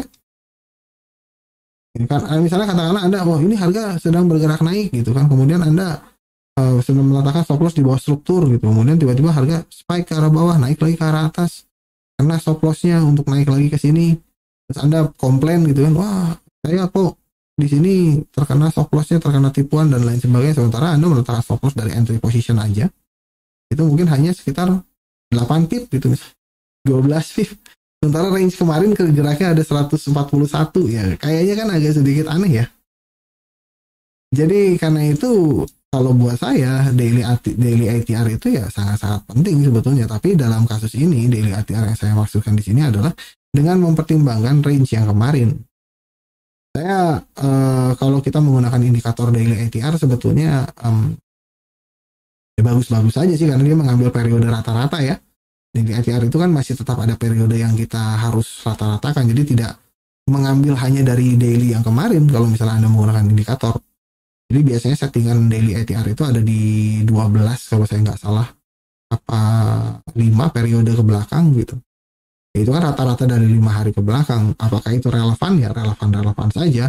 Tapi plus minus kan kalau misalnya Anda rata-ratakan daily movement-nya selama 5 hari ke belakang, ya apa bedanya dengan Anda menggunakan moving averages sebesar 5 periode tapi diletakkan di low-nya atau di high-nya, bukan di close-nya. Ya tidak jauh beda sebetulnya dengan konsep seperti itu. Jadi ya tidak ada hokus pokus dengan antara itu ya. Kalau misalnya Anda tahu kalkulasinya ya sebetulnya ya banyak cara untuk menentukan itu.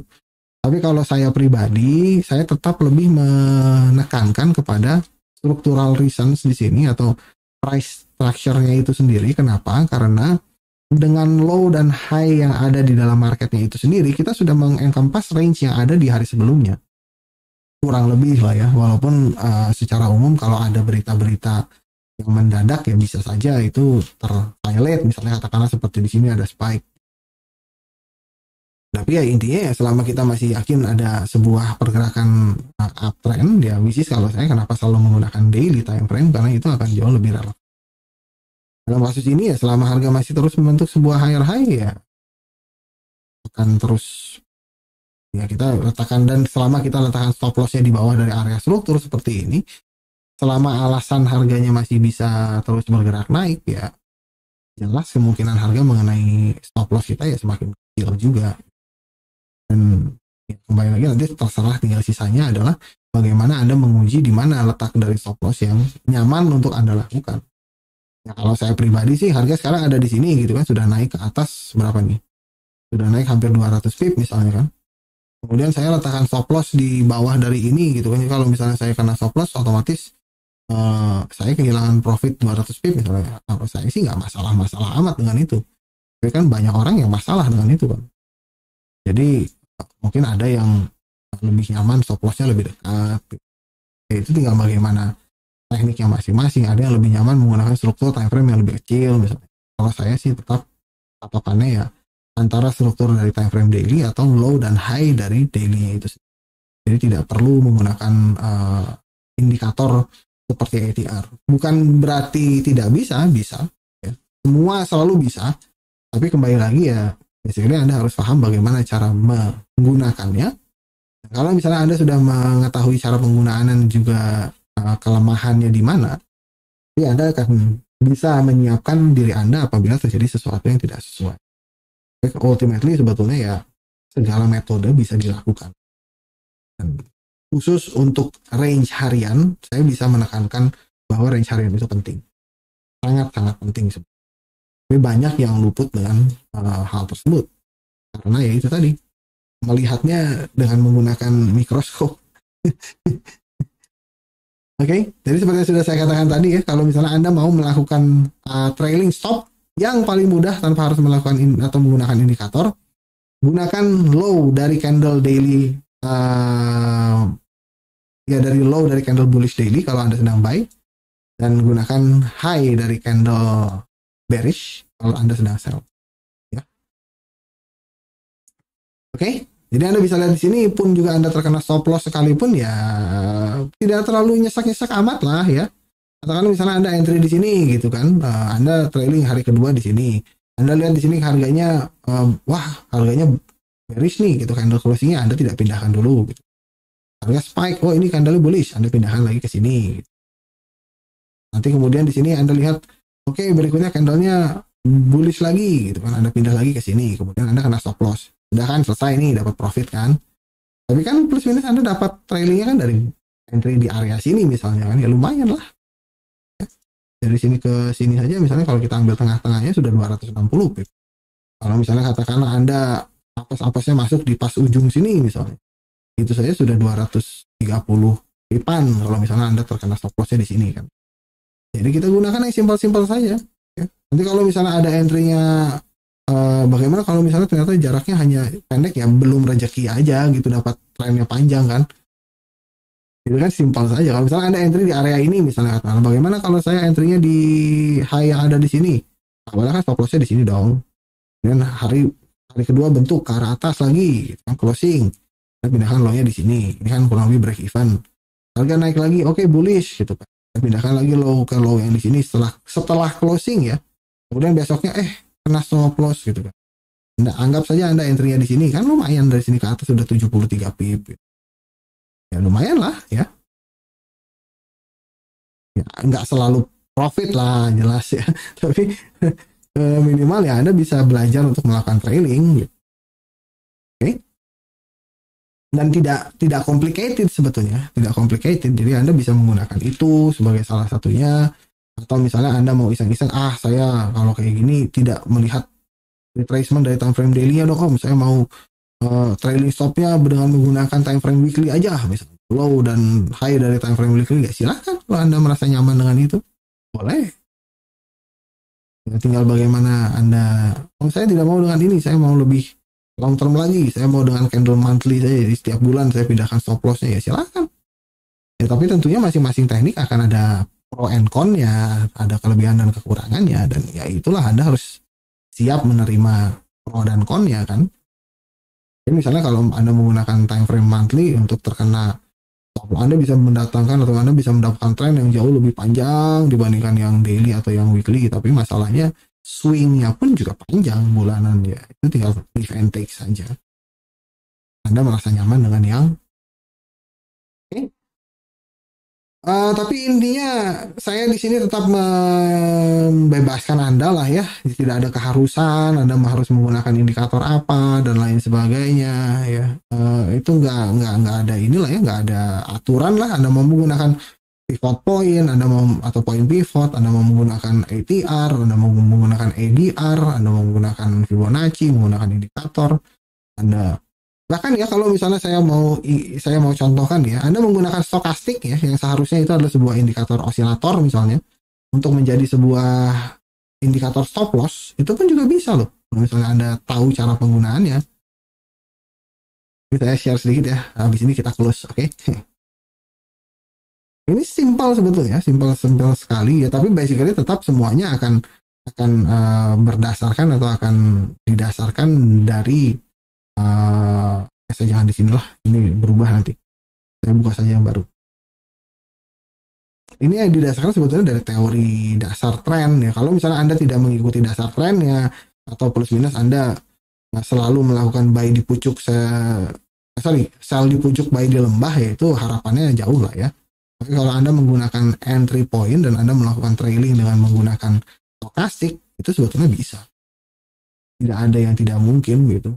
Dan ini cukup workout sebetulnya kalau misalnya Anda pernah atau Anda coba untuk selidiki atau Anda coba untuk melakukan investigasi ya, ke dalam ininya ya. Pada dasarnya sebetulnya kan stokastik itu kan menandai adanya high dengan low, high dengan low, high dengan low ya. Pada gambar kalau misalnya kita ambil contoh di sini lah, ini kan instrumen yang tidak.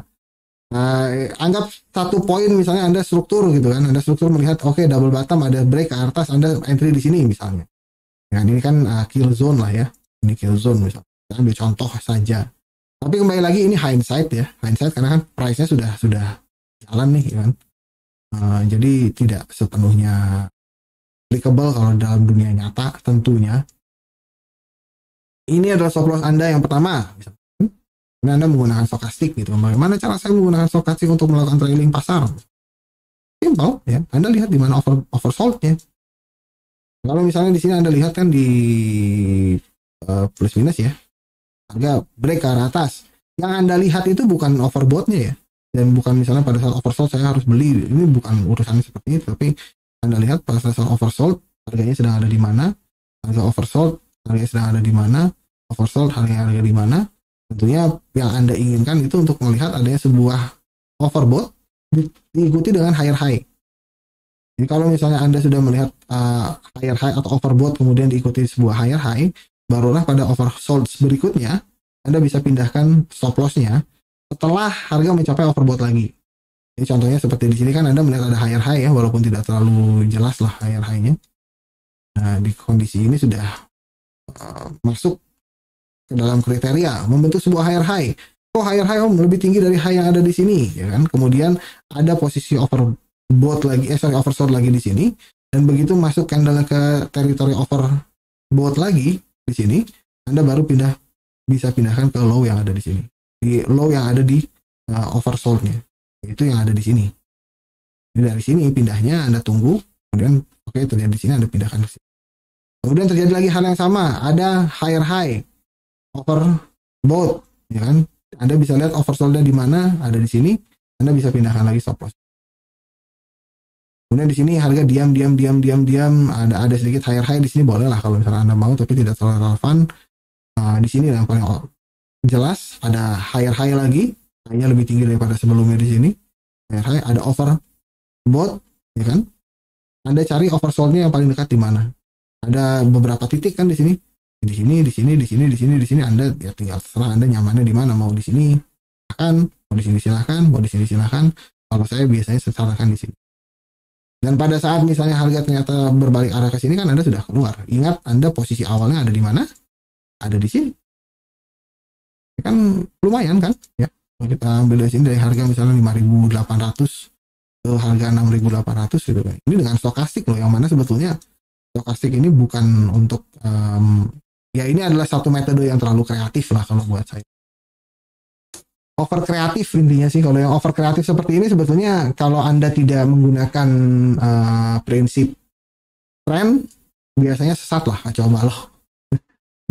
Karena kan kita tahu bahwa osilator ini kan fungsinya untuk menangkap pergerakan ranging sebetulnya ya. Kita gunakan untuk di dalam trending yang mana seharusnya jelas tidak efektif. Karena kita tahu bahwa ini tidak efektif dalam melakukan pembelian dan penjualannya, jadi caranya adalah kita modifikasi sendiri dalam artian karena kita tahu prinsipnya oversold ini mengindikasikan titik low, maka dengan berdasarkan prinsip price action tadi atau struktur tadi, kita bisa menjadikan ini sebagai indikasi di mana kita bisa meletakkan stop. Jadi trailing Anda ya jelas mengikuti tren. Menggunakan RSI misalnya, ada triknya kalau Anda ngerti. Tapi yang jelas prinsip dasarnya harus berdasarkan dari tren dulu. Menggunakan divergen, Anda tahu mana yang lebih akurat, mana yang tidak misalnya. Prinsipnya tetap menggunakan tren juga. Jadi kalau Anda mencoba untuk melawan tren, jangan harap probabilitas Anda akan besar. Indikator apapun yang Anda gunakan, tapi kalau misalnya Anda menggunakan itu searah dengan tren, itu akan berbeda. Dan cara apapun Anda bisa gunakan bisa jadi halal kalau searah dengan tren. Walaupun misalnya katakanlah Anda menggunakan sesuatu tidak sesuai dengan peruntukannya. Jadi kembali lagi, yang jadi king di dalam pasar itu adalah tetap price action dan bagaimana cara Anda membaca market. Oke? Di sini Pak Haryawan Maulana, terima kasih Om Adit, selalu ada ilmu baru setiap malamnya ya. Kalau ada yang nanya, mungkin banyak yang keluar, tapi kalau nggak ada yang nanya ya nggak ada yang keluar. Jadi kalau Bapak beruntung masuknya sekarang sudah mulai rame, tapi kalau dulu pada saat awal-awal nggak ada yang nanya sih, jadinya nggak pernah membahas seperti ini gitu. Jadi kalau misalnya ada yang nanya lagi, penasaran lagi, makanya kalau saya selalu katakan apabila ada pertanyaan jangan ragu-ragu untuk karena ini bisa menjadi media bagi kita untuk sama-sama belajar. Ya memang saya katakan di sini saya pun juga tidak luput dari kesalahan karena kan masih manusia ya, tapi setidaknya pengalaman-pengalaman yang saya punya itu bisa jadi pertimbangan lah. Nah gitu kira-kira ini cocok enggak untuk Anda. Kalau cocok ya Anda selidiki lagi gitu kan. Kalau tidak cocok ya tinggalkan gitu. Cuman baik ya jadi Anda bisa memiliki persenjataan yang cukup untuk bisa menghadapi market yang mana Anda bisa mencari senjata yang paling nyaman untuk Anda. Kalau misalnya dari pertama ada yang bilang, wah pedang samurai ini yang paling bagus gitu kan. Ya, Anda tidak nyaman dengan pedang samurai misalnya gitu kan. Anda nyamannya dengan tombak ya. Bagaimana kan? Tapi kalau Anda tidak pernah pegang tombak ya tidak akan pernah mahir juga Anda pegang tombak, tidak mahir di samurai, tidak mahir juga di tombak. Gitu kan. Jadi logikanya seperti itu ya. Perbendaharaan Anda banyakkan dulu, tapi dengan mindset yang tepat tentunya nanti tinggal Anda pilih mana yang sesuai dengan karakter. Oke, di sini piramiding yang ingin saya pelajari seperti yang pernah Kang Adit jelaskan kemarin. Piramiding ini agak sedikit sulit sebetulnya ya, kalau misalnya kita cuma menjelaskan dari sisi ini ya, tapi saya yang paling gampang kalau menjelaskan piramiding itu sebetulnya kalau sambil ada posisinya itu sendiri ya, jadi sambil kita ikuti pergerakan. Jadi itu jatuhnya ke advance sebetulnya sih Pak kalau untuk piramiding. Biasanya kan kalau misalnya piramiding itu metode-metode yang dijelaskan pada saat Anda mentoring, benar-benar melakukan mentoring khusus ya. Kalau kita kan di sini live streamnya itu Selasa dengan Kamis doang. Dan juga saya tidak bisa membuka posisi. Jadi kayaknya agak sedikit susah ya untuk memberikan contoh. Tapi nanti kita akan cobalah untuk memberikan suatu sesi khusus tertentu untuk membahas mengenai piramiding ya. Nah, saya akan coba untuk cari caranya kira-kira bagaimana yang terbaik. Karena basically dalam piramiding itu hitungannya harus kuat. Dan kadang-kadang kalau misalnya menggambar manual seperti ini agak repot ya. Bukan tidak bisa sih, bisa-bisa saja. Kita kan bisa menggunakan ini ya. Saya sebelumnya sempat menggambarkan mengenai piramiding kan dengan menggunakan drawing board seperti ini ya. Cuman ya masalahnya kalkulasinya itu yang agak sedikit repot biasanya untuk dijelaskan. Tapi nanti kita akan coba lah ya. Kita akan coba untuk atur sesi tertentu untuk membahas mengenai piramid. Allah mudah-mudahan ada kesempatannya. Nanti jangan lupa diingatkan saja. Nanti kita akan coba untuk cari waktunya. Saya akan coba untuk kalau memang diperlukan untuk mengadakan satu sesi khusus, insya Allah nanti akan saya lakukan sesi khusus sendiri. Oke, karena sudah lebih dari 1,5 jam, sudah 1 jam 45 menit. Mungkin pada malam hari ini saya cukupkan saja dulu sampai di sini. Ya mudah-mudahan apa yang kita lakukan di sini bisa mendatangkan manfaat bagi Anda. Keep in mind bahwa dolar masih belum closing dan seperti yang sudah saya katakan tadi ya, jangan terlalu FOMO, jangan terlalu overly agresif. Ingat sekarang di akhir minggu, jangan sampai hal-hal yang Anda lakukan hari ini membuat weekend Anda kacau beliau. Jadi karena itu saran saya tunggu saja dulu harga sampai close. Sudah lupakan saja posisi yang ada atau loss yang ada. Nanti tinggal siapkan saja perhatian Anda untuk mengamati market di hari Sabtu dan juga hari Minggu terutama untuk menyiapkan plan di minggu depan. Jadi karenanya yang penting pada data rilis kali ini itu bukan pergerakannya seperti ini, tapi outcome akhirnya itu pada saat market close. Nanti kita akan bahas bersama di hari Minggu mengenai market close-nya itu sendiri di mana, dan kita akan bisa devise plan yang akan bisa kita lakukan di sepanjang minggu depan untuk mencoba melakukan capturing rate decision yang ada di minggu depan. Oke, mudah-mudahan ini bisa bermanfaat bagi Anda dan saya ucapkan terima kasih banyak bagi rekan-rekan yang sudah hadir pada malam hari ini. Kurang lebihnya saya mohon maaf dan seperti biasanya saya akan ingatkan rekan-rekan sekalian untuk selalu menjaga protokol kesehatan dengan baik ya. Jaga juga kesehatan Anda dengan sebaik mungkin, kemudian jaga yang terutama jaga kesehatan dari balance account Anda dengan sebaik mungkin. Ingat sekarang hari Jumat, ingat akan ada low liquidity juga di minggu depan, jadi tidak usah terlalu overly agresif, kita santai saja.